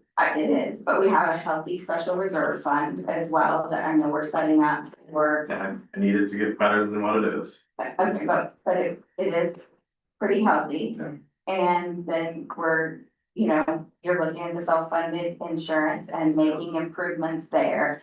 If some of our teachers wouldn't have resigned or retired late in the year like they did, we would be paying those salaries this year. What I'm asking for is a 3-year, like a transfer from from cash reserves or interest. I know we have to do a lot of it for the self-funded, and we don't have to do all of it. We haven't done any of it before. So we could do a lower percentage. I'd like to do 3 years, what all 3 buildings have math interventionists.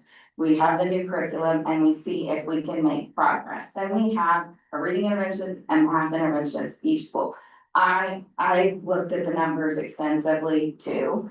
And I know it's tight, but I 100% believe that we could transfer 60,000 in at-risk to cover the salary. So in I know not it renewing money, but we would have somebody, retire or resign through attrition after 3 years. If we don't need the interventionist anymore, we wouldn't have to have them at that point, or we could reduce down to 2 or whatever.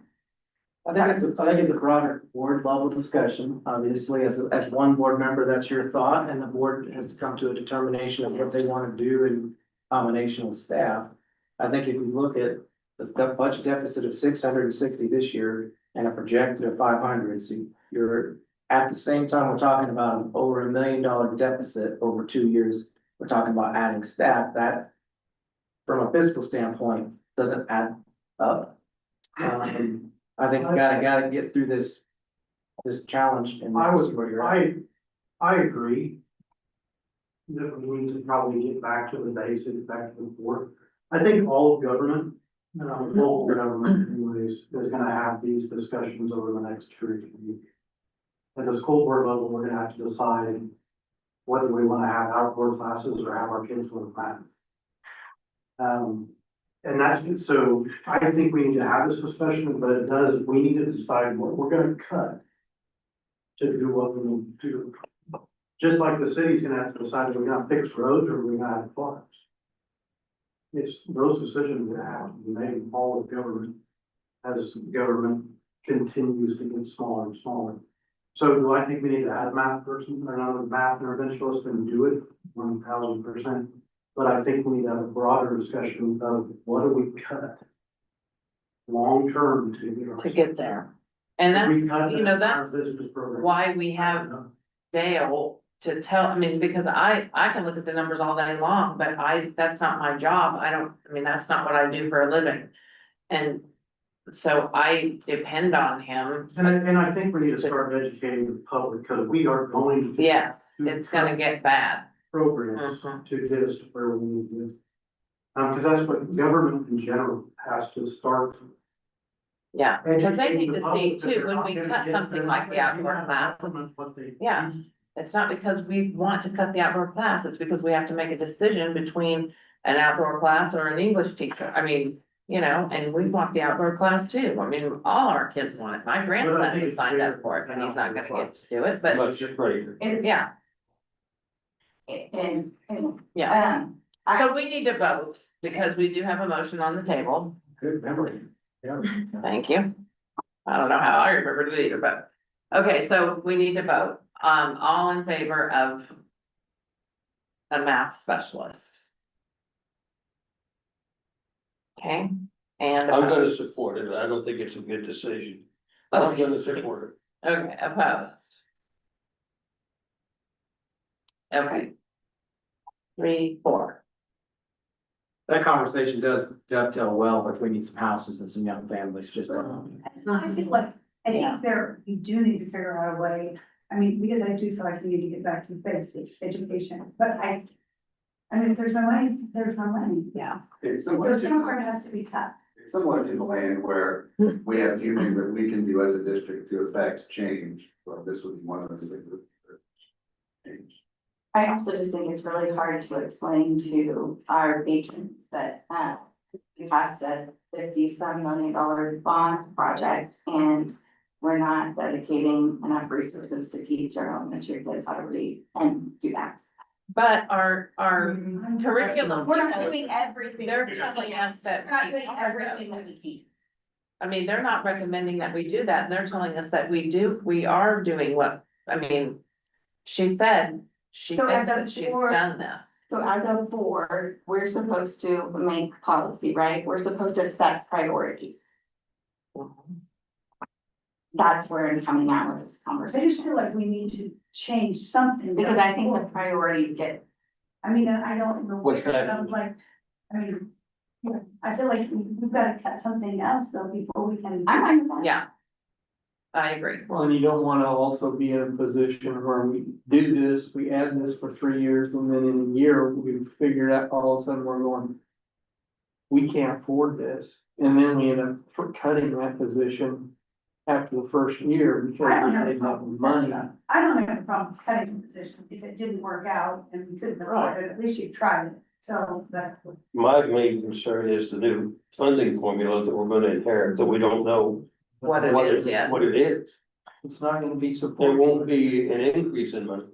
But that goes back to we only know what we know now, right? Like that's what you said about the land and the giving I mean, I just feel like sometimes we're talked at out of all of these different places. And I just don't feel like we as a board have had very many of these conversations as a whole board. The And math I think we intervention is, need to do a better job of being able to say, hey, I think this is a problem, and how can we work together to figure it out? And do you guys think it's a problem? Oh, you don't think it's a problem? Okay, cool. Well, let's move on to the next thing. yeah, the math interventionist, I think, came to the board as I have not heard any conversation about adding a math interventionist until April of 2026. Which was not that long ago. And so what I would advise you guys to consider is knee-jerk reactions to items that come up like that, because there's been no planning.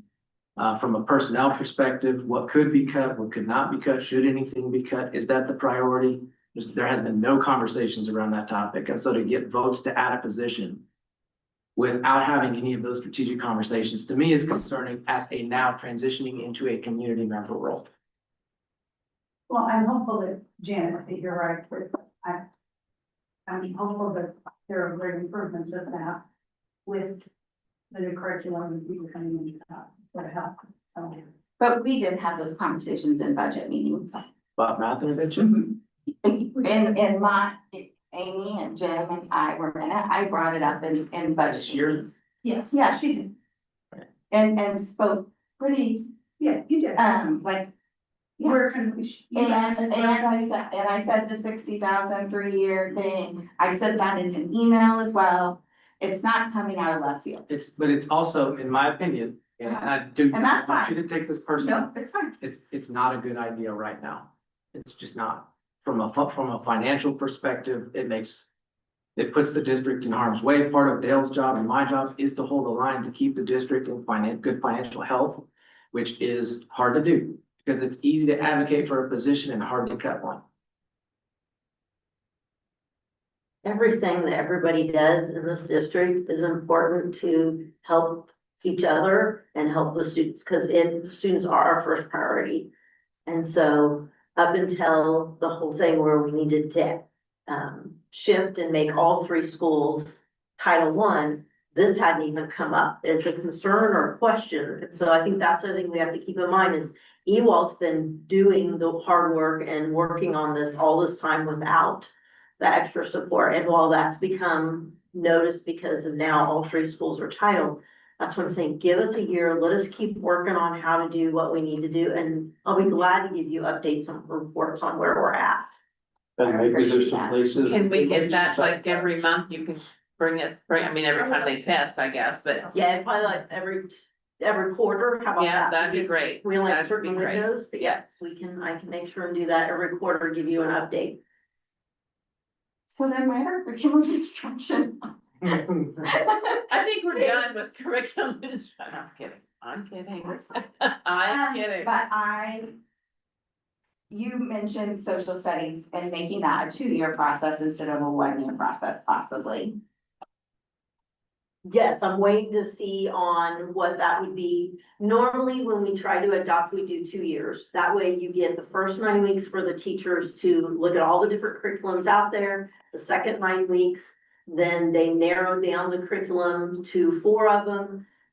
Just feels like we've done so much, and I know we have to turn around and do reading again. I think we're in a good place with reading, so I am all for pushing that, like doing another 2 or 3 and whatever, but social studies scares me, just being honest with you, because of buzzwords like CRT and different things and hearing, I mean, like, it seems to me like textbook companies in general, like we heard about, so the story and the reading thing was, partially created by textbooks. So I don't have very good faith in curriculum companies right now.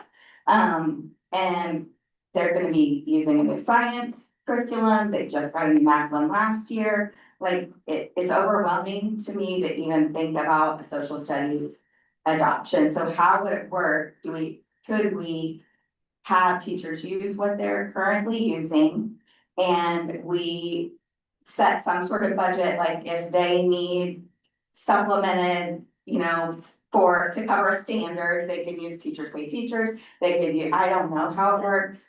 Like, the thought of the social studies adoption with a new superintendent and with everything that we're doing makes me cringe. Okay, so let me just Not jump in. best Teacher practice. pay teachers. No, it's not. The state even told You us don't not wanna to go do there. that. Because if you're worried about what Yeah. social theory can be That's embedded, true, you're right. someone picking, plugging. I don't know. something on, I would say that we collectively, including the board, understand and have the strong understanding of the values of our community, the expectations of our community from a curriculum perspective as a public school. And we do not mirror any of the, theory that other areas of the country may, place value in. That is not gonna change in this district. I can tell you that, Janet, her No, I'm gonna do. personal, professional values and the understanding of our community values. There are curriculums you do have to watch out for, and we do know that. But that's pretty easy to start figuring out now, because those are getting exposed pretty quickly. And so every time we do any curriculum adoption, science or otherwise, social studies, those are the things we're explicitly searching and looking for, talking to people about, teasing out, and then we talk through those. And there are curriculums that you have never even heard about, because we came up on them, they had those kinds of things embedded in them, and you have to watch out. I mean, if it's a nonprofit curriculum, there's a reason you don't have to pay for it, because somebody else paid for it to put their theory in it. So That just makes you're me gonna have to pay nervous. for it. It makes me nervous, right? And we're in a budget, whatever, and I think. But this is on the. People are Just already been asking, when is But this social is a studies? Because plan. they knew it was supposed to happen Yeah. 3 years This is ago. what we have. So we're we do taking. have to move forward, Yeah. and provide that. But again, you're right, if we come across things that are concerning, that's where we can do 2 years to make sure we have the right curriculum. I felt much better when you said it may take us 2 years, because I just don't wanna rush it. Like, if you find the perfect thing and everybody's super excited about it and it really gets thoroughly vetted, okay, but it makes me a nervous wreck. It's Just be in, honest. in a community with values like our community, it's better to pay for the curriculum than to try to get something cheap and free, because it's gonna have something else in it. Just keep that in mind. I also just want us to be careful, like, as we're looking at technology, like, I don't want it to be so technology heavy that we're not, Well, we also don't know what the government's gonna throw at us as far as. Yeah. What you can True. do But technically. that was a big determining factor in where they were at kind of a fork in the road on 2 science curriculums. And one of them was heavy on technology. And we want hands-on for science. So that was something that pushed us away from that. Thank you. I appreciate I do too. And we'll keep you posted And I on that as appreciate well. discussing it. Really. Even though Doug, I'm taking a long time tonight. so- You're fine, Angie. Yeah. Okay, do you have any more, Angie? Nope. Okay. Okay, do you have any more? Did we No, I stop mean, you in the middle of it? I- I'm sorry, but, That's fine, rest of it's in the report, give Okay. me a call, I'll be glad to talk to you, anything else that you have questions about. okay. All right, Back to Dale, what he was actually here for tonight. Yeah, I'm glad he was here, though. We love seeing you. Yeah. that sounds right. And he's thinking, oh, now I know why. So, school districts used to be required to follow what's called the price lunch equity tool. This was, I think, pre-COVID, it predates me, to where we had to meet a price or cover the year-to-year deficit out of operating funds. We don't have to do that anymore as long as we have a cash balance in the fund at the end of the year, which we have a good balance in the fund. The price lunch equity tool says we should be averaging a price of $4.15 per meal. We are averaging $3.50 per meal. I don't trust the tool, but it's something that I'll bring attention to the board. I think it's a little bit aggressive. The point of the food service program is to break even, and Lori Norris and I have done calculations to see where we think we need to be. So, we had an excess cash balance in the previous few years of 6 months, got it down to 5 months. You're not supposed to exceed 3 months. This is mainly federal reimbursement. So we've been required to draw it down. It's challenging to draw down food service money because you really can't do much with it.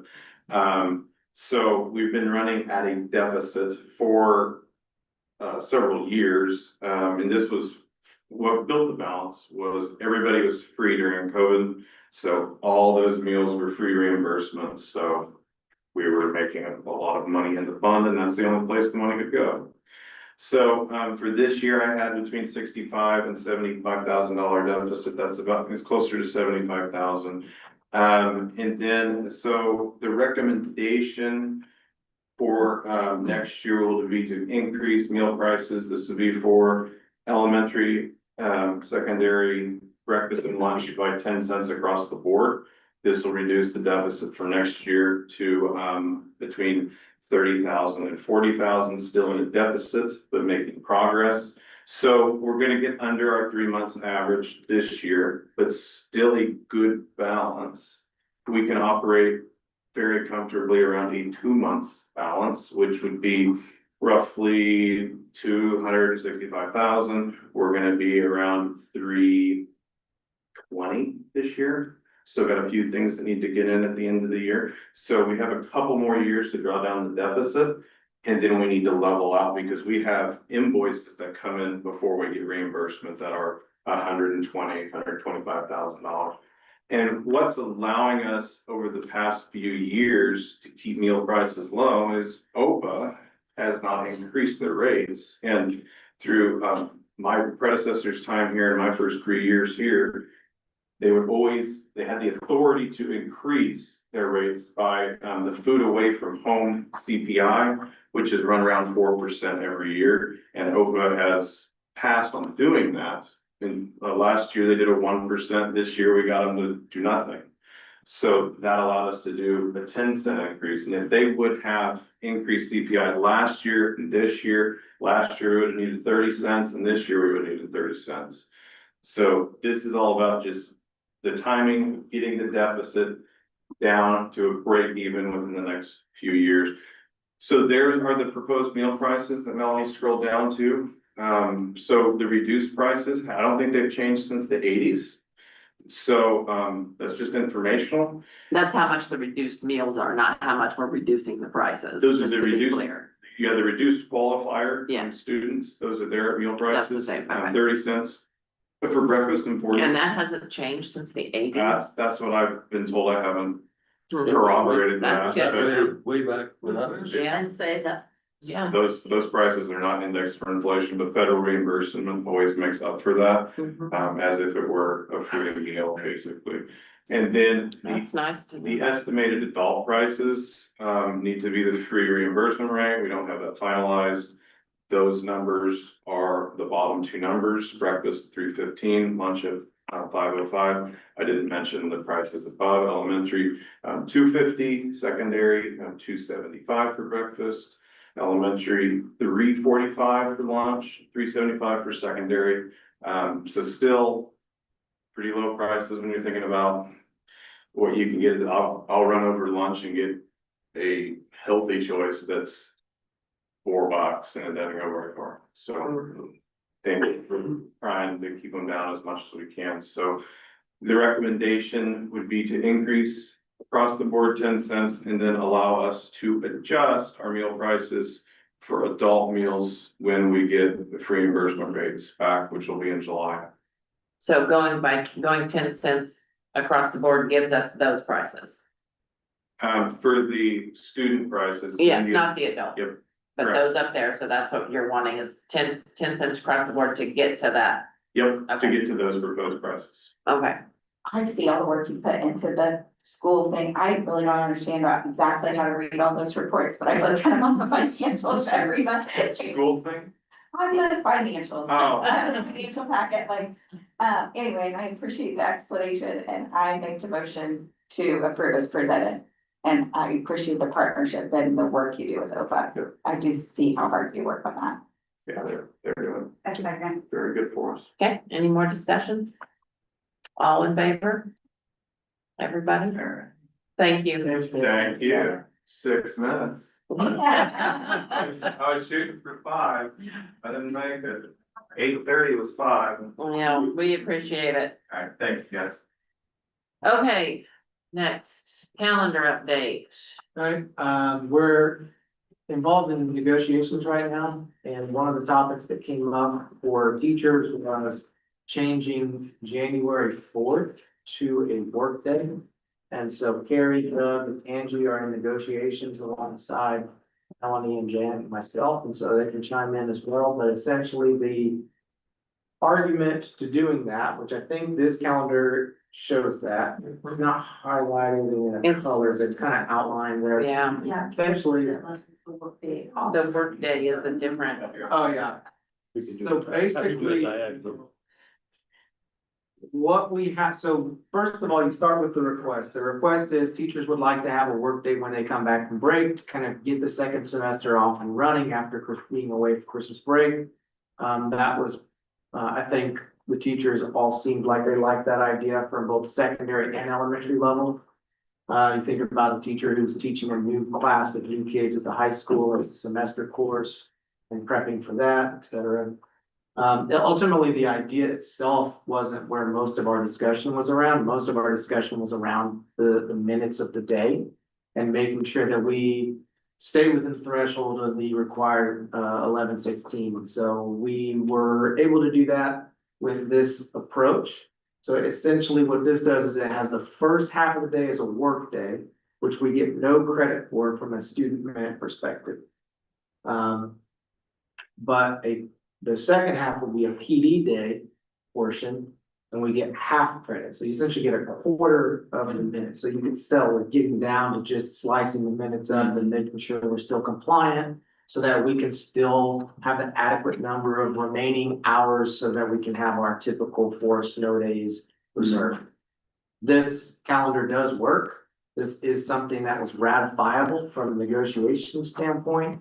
We wanted to try to get this in front of you now to consider it so that parents would have as much lead time as possible with the fact that the district calendar could be changing slightly on January 4th, and then the first day of school would be the 5th.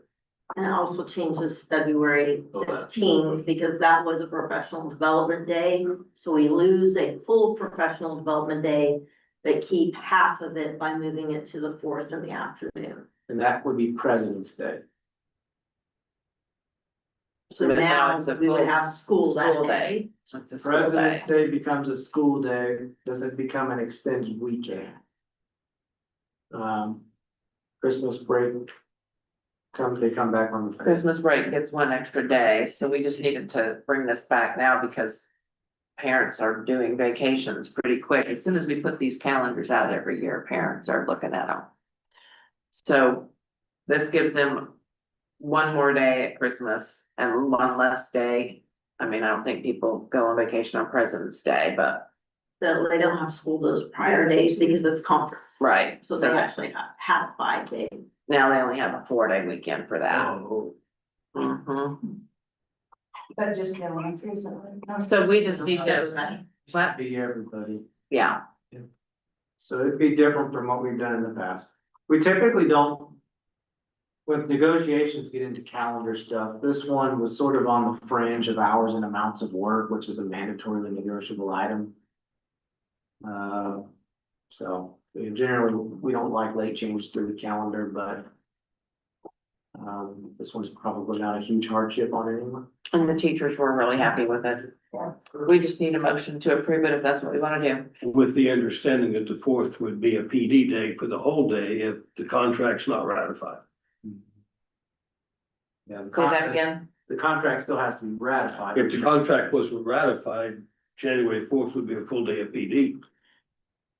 Essentially just revert back to. What is moved it. 15. We just moved it. Yeah. Do we have a motion? I move we adopt the revised calendar with the understanding that it is contingent upon contract ratification. And that if there are issues, the fourth will revert to a PD PD day, day. since we're losing the 15th. Okay, do we have a second? Not that I anticipate a problem, but. Yeah, I mean, it was their idea, so I'm sure there's other things Other that we haven't ratified yet, but this part was easy for them. Okay, any more discussion? All in favor? Everybody? Okay, It would be great if the contract was ratified, being voted on by the teachers by the next board meeting. That'd be good, then we really know where you're at with that. yeah, But it doesn't change it for students, no, so that's a good thing. The fourth would just be a PD day for the staff and the kids would be out, so it doesn't affect vacation. On the well, Christmas. it does now because it was the day back, they were going back on Monday. But we wouldn't go back to the old. No, We would just make the fourth. a Oh, I PD see day. what you're saying. yeah, It doesn't affect Yeah. students. So parents can. whether they ratify it or not, it is now Yeah. a day out, yes. Okay, moving right along. Okay, where are we at? Purchase furniture. Okay, furniture purchase, the next couple items are bond related on phase one schools. We've got middle school, actually, that's not true, because the two on the item G are phase two school. So we've got purchase for furniture on Garfield and middle school. These are state approved bid site. There's about a 6-week lead time on furniture to get it in. So this would allow us the necessary time. Wow. Get this, and this is through the FF&E process and the bond, which is, like I said earlier, furniture, fixtures and equipment. This would be furniture for the lecture hall at the middle school, which is transitioning from like a auditorium style stair step format to a flat level, so it requires some different furniture. And then Garfield's multi-purpose room is included there as well. We also threw in, at the end of every year for the middle school and high school, what we've typically done is purchased 1 to 2 sets of classroom desks a year from a long-term planning perspective. So like at the high school, I'll be with the furniture guy there tomorrow. And thankfully, we won't have to replace all the furniture at the high school because we've been replacing it gradually over time. So we'll just have to determine which classrooms need to be done. That's the same theory of thought with the 2 classroom desk sets at the middle school. That's a more typical non-bond related function, but we just included it in this because it's all a part of the same board approval, because it's above the $20,000 threshold, even though it's on the state approved list. But even though it's bond related, it's coming out of capital outlay, not bond funds, correct? It can come out of either capital outlay or bond. Eventually, your FF&E is gonna have to be, there's gonna have to be some bond items out of that. Okay, I just thought I thought you had said that FF&E was capital outlay. It can be, Okay, but the problem is the timeline of the high school being, so much of the FF&E is gonna come out of high school. So eventually, when you get kind of towards the end of it, you'll be able to say, well, let's shift this out of capital outlay into bond and we can make those changes then. so initially this comes out of bond. It can be whatever, whichever one you want, but eventually you're gonna have to make hard At the end, it choices. can be adjusted. So you wanted approval for $50,336 and 14 cents. Yep, for the furniture for the middle school and Garfield. And so I will make that motion. Okay, 1 second. Second. Second, Daryl? Any discussion? Angie, did you, did you clear on that? Oh, I hadn't voted, I haven't done it yet. I was asking, did you have any more? Yeah, so the motion doesn't say which fund account, you just. No. Gail figures it out. Call it a day. Yep, Yeah. Okay, perfect. Okay. You're gonna Okay. get to that point a little more like next year probably, when you're doing more of the. Or more when the high school's wrapping up. yeah, Yeah. that's cool. Okay, all in favor? Everybody, okay. All right, is that all the furniture? That was one item for furniture. Yep, the next one is the request to go out to bid. Yes, okay, So the next two items are requests to go out to bid. These are not on state approved bid sites. So we do have to go out to bid, even though, which is frustrating, there may only be one vendor for these products, okay? So the heavy machinery items are one, the robotics equipment is another. The heavy machinery products is one that we've had kids test out. We brought them to the high school. They've kind of given them a go and really enjoyed that. This can get kids industry level experience and certification to be able to go straight from high school with some experience to go work for construction crew or equipment crew with some experience. The ones that we're kind of looking at, there's two simulator models that we're looking at. If we get approval to go out to bid, one is CAT specific, Caterpillar specific. And the other one has both CAT and John Deere controls. It also has the item B, I'll call it, has some CAT, John Deere, CDL, and it can be used for driver's ed. Yeah. So we're kind of leaning towards that one. It's more expensive.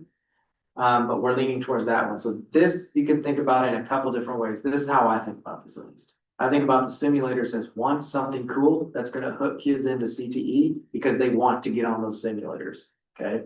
Two, it's gonna give them the skills they need to transition into the workforce. And one of the things we know about the construction trades is that someone can work their way from high school into a job making $25, $28 an hour, working heavy machinery, work themselves up to a foreman and superintendent through the ranks of construction. So there's upward mobility in that space, which we really like. It would be a differentiator for our district because there's not a lot of high schools right now that have these types of simulators. And so we're excited about the opportunity to bring those here. We're looking at 3 simulators for our CTE program, which would be housed, if you guys have all seen the picture of our rendering for the CTE space, whatever that ends up being called, Workforce Ready Center, whatever it is, they would go in there. So we'd like to go out to bid to get some prices to bring back to you in July. okay, And the pathway that the simulators particularly are on, is that something like how Butler does, like the health, and then that's at Rose Hill or These are not, whatever? This is just specific to USD for. this is a 402 product. That's not a part of WSU Tech's pathway. Okay, This is something that we want to have in our construction trades program, which is a CTE pathway. We do have construction trades as a CTE pathway that would be embedded there. So then you'd have both Mr. Mallon, excuse me, and Mr. Hager both being able to utilize this in their courses. okay, And then if you come back and see the bids and you don't like them, that's another conversation, but we'd like to see what we come up with. okay. The motion? Angie, are you making that motion? sure. Okay, Angie made a motion that we go out to bid for these items. Well, I'll second it then. All right, any more discussion? No, all in favor? I'm going out to bid, okay, So that'll come back to you in July. And the next item is robotics. This one is connected to Wichita Tech. Okay, so there's a number of things that are connected to Wichita Tech through the manufacturing, automation, and robotics pathway, which is a pathway that both Butler, WSU Tech, Garden City, all the colleges are interested in this that are working on CTE. Because as you can see with robotics, that's really taken off right now. So we think we're kind of ahead of the curve on that. One of the things we're looking at with WSU Tech are, I'm blanking on, I'm trying to process through my pathway stuff here. We have, okay, so we got the Tormont machine, which you guys already board approved. That's in the high school. They're setting that up this summer. That's the CNC mill that we partner with WSU Tech and DJ Engineering on. Okay, so that's at the high school now. And it's being set up this summer and it'll be operational in August. These are the automated robotic arms. It teaches them all of the process of automation and robotics through this pathway. So if you look at the referenced image, you can see these are the items that they would use. It's basically programming things to pick things up, move them, assembly line type things. And that's fine. It's ultimately software side of a lot of the stuff that they're learning. That's true for the CNC milling too. They're learning how to use the G code and all these other elements on those machines. We try to get things that are industry standard as much as possible. That's why we're working with WSU Tech rather than just Googling it. So we're working with industry partners and WSU Tech and Butler, but especially WSU Tech on this pathway, spend a lot of time talking to industry partners. WSU Tech is not only a statewide respected program, it's nationally respected. When we went to the CTE conference, people knew who WSU Tech was when we were in Nashville. They're good. And so they're very in touch with what the industry standards are, what the industry needs are. And so that's what's been guiding us to manufacturing, automation, and robotics in that pathway.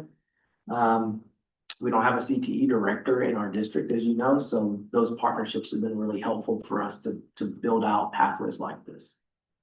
So this is another one that we'd like to go out to bid. This one would come back above $20,000 as well, not nearly as much as the simple simulators. But we could start working on robotics probably as soon as August if we get them. They won't fully be embedded in a pathway yet with WSU Tech. That'll probably still be like another year. But we've got Mr. Hager doing training right now with WSU Tech, actually this week or Yeah. last week or. He had a couple, 2 weeks ago, and then he has another one coming up here at the end of this month. Yeah, and Angie had asked me at one point about staffing commitments for these programs. So there's no additional staff that we've had to bring on for the WSU Tech partnership or the Butler Cyber IT partnership. How quickly does the technology expire or like, change over? Like, so, I mean, Yeah. just. The simulators, there's those software updates are gonna be helpful because the Rumble machines are gonna be pretty standard for quite a while probably. And then you can do software updates. So like they're doing a software update right now on the CDL. The school, they have a bus simulator, but not a school bus simulator, I think is what it was. They're working on a school bus simulator.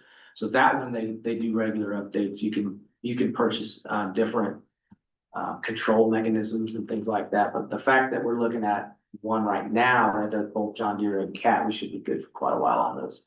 Maybe you replace your screens or something, I don't know. The robotics are less expensive. Those are about $8,000 a piece. We're looking to get 5 of those. So that is I'll say a smaller investment long-term. I don't know exactly how long to project that, but it's embedding the process and the work on the code and the software. Sure. And we just keep working with WSU. There's more expensive ones than that. You can spend 60 grand on a robotic arm easily. Sure, we should not. But when we talked to WSU Tech, we were like, well, what is a more, because I mean, we're not running out of WSU Tech on this, but we're trying to break the gap for some of our kids that can't get to WSU Tech or whatever. And they thought that from a coding perspective, from the software side of things, these were transferable skills to larger machines. That's good. Which is similar to what we're trying to do with DJ Engineering. I mean, you want to DJ Engineering, there's machines as big as this room, but how do you code it? How do you set it up? How do you measure it? That kind of stuff is what we're working on. And we can't just buy WSU's old ones. WSU Tech's old They don't ones. have old ones to these yet. This is a pretty new pathway for them too. Yeah. I don't think they have, Approved last they year. just bought one prior to them recommending this to us because they run it through the paces. So They bought one of these, this Yep. same kind of thing, okay. we're on the leading edge with them on this right now. So we need a motion to go out to bid on this and we'll see how much it costs. I have to go out to bid on the robotics equipment. Okay, We have a second? Second. Okay, Jim, any more discussion? All in favor? Everybody, okay, Okay, we're plugging away to the fun stuff now. all right, policy update. Policy updates. So what I tried to do here is you can look at this over the course of the month, I'm sure that's exactly what you'll do. Yes, I will. These policies have been vetted through KSB's legal team prior to coming to us. A lot of this stuff is related to either new case law, primarily a lot of it's updates based on legislative changes in this past legislative session. And so then, of course, we have to adjust. I didn't see any of the policy recommendations that I did not recommend at this point. So I wanted to make sure to go through with a pretty good look on these, because I don't know if Leslie Ann's gonna be able to just jump into that right away. So ultimately, like, this is probably the recommendation you'll get from next month. It's kind of how I process through this. I think all of these are adoptable policies. They either align with the state law or legislative changes or case law or federal law. There are some things that are, you know, unique and different, such as like cell phone policy type of things. But I think what we're doing there is fine. We've got there's gonna be a figuring out process when it comes to two-way communication, but we've got an app that we use called Parent Square that we'll use as a two-way communication. Coaches are already starting to use that this summer. They'll kind of figure that out, discuss and discuss a little bit, and then kind of get away from the apps that they had used previously, like Remind and GroupMe and all those other things. So we are already in compliance with the two-way communication app, so long as people use the app that we provided to them. So we've already done that. We started training with coaches. Okay, Yep. and they all know this is what they're required to do. Okay. The summer programs are underway. That was the big timeline we tried to hit with summer games. Yeah, But you know, I don't know if you guys had any concerns on these. I can go through I didn't. one by one, but you've got like, so the emergency drills just clarifies some things on crisis drills versus active shooter drills. KSB is gonna give some more guidance on that, probably in the fall, but essentially we already do crisis drills, so we'll just align ourselves to that. There wasn't a ton, like there's some title stuff, there's some things on, foster care items that are essentially just aligned to federal law. There's the title stuff is already required in what we do for title funding federally. It's just, it wasn't explicitly spelled out in policy. So now it's spelled out in policy. So really mostly just modifying some things, not significant changes in what the intent is in the policy. There is one that's a little bit interesting with the student walkout policy. So there was some walkouts, and you know, there was some Wichita schools that participated in some of those walkouts, and that got some attention at the political level, I'll call it. So now essentially the policy says that if students walk out, school districts have to count that against them as, from an attendance perspective. Unexcused absence. As an unexcused absence, and if that means against truancy policies, et cetera, then, you know, the district would have to follow through with that. So what if the parents call them out and say they can go to these? Are they still unexcused?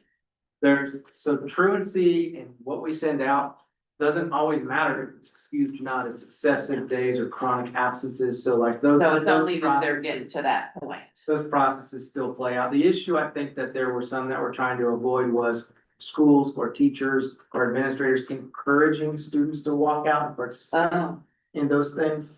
And so the drama part of this policy is that if you encourage that, or you don't follow through with your attendance and truancy policies, essentially just let kids do this, or encourage it, then you get fined. You don't get student contact days for that day, and you get fined a daily rate of your superintendent's salary. what? How does it?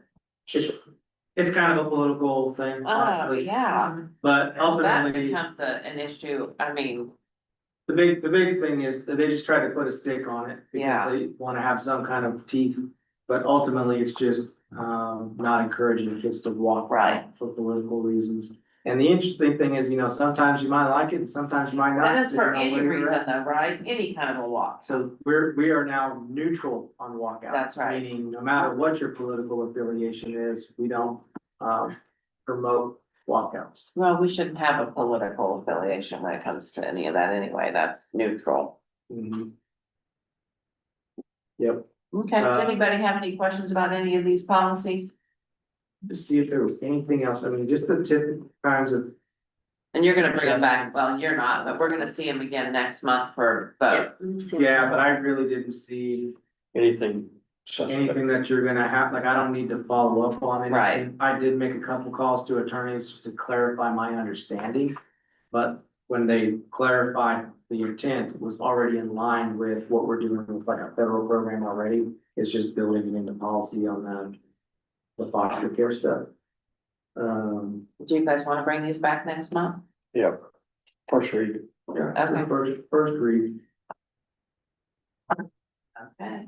Budget needs assessment. Fun stuff. Yep.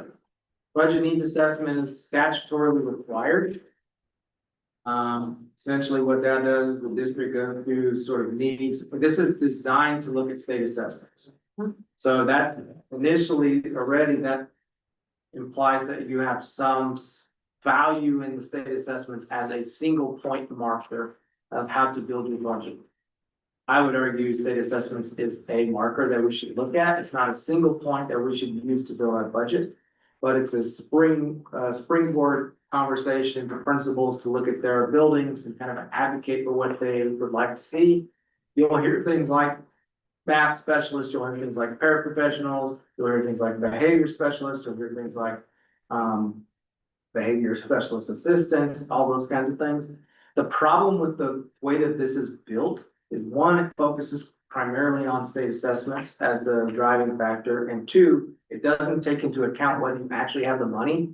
So it feels a little bit like a wish list at times. But it's definitely a good exercise for principals to kind of go through with district staff and advocate and look at their buildings and that kind of thing.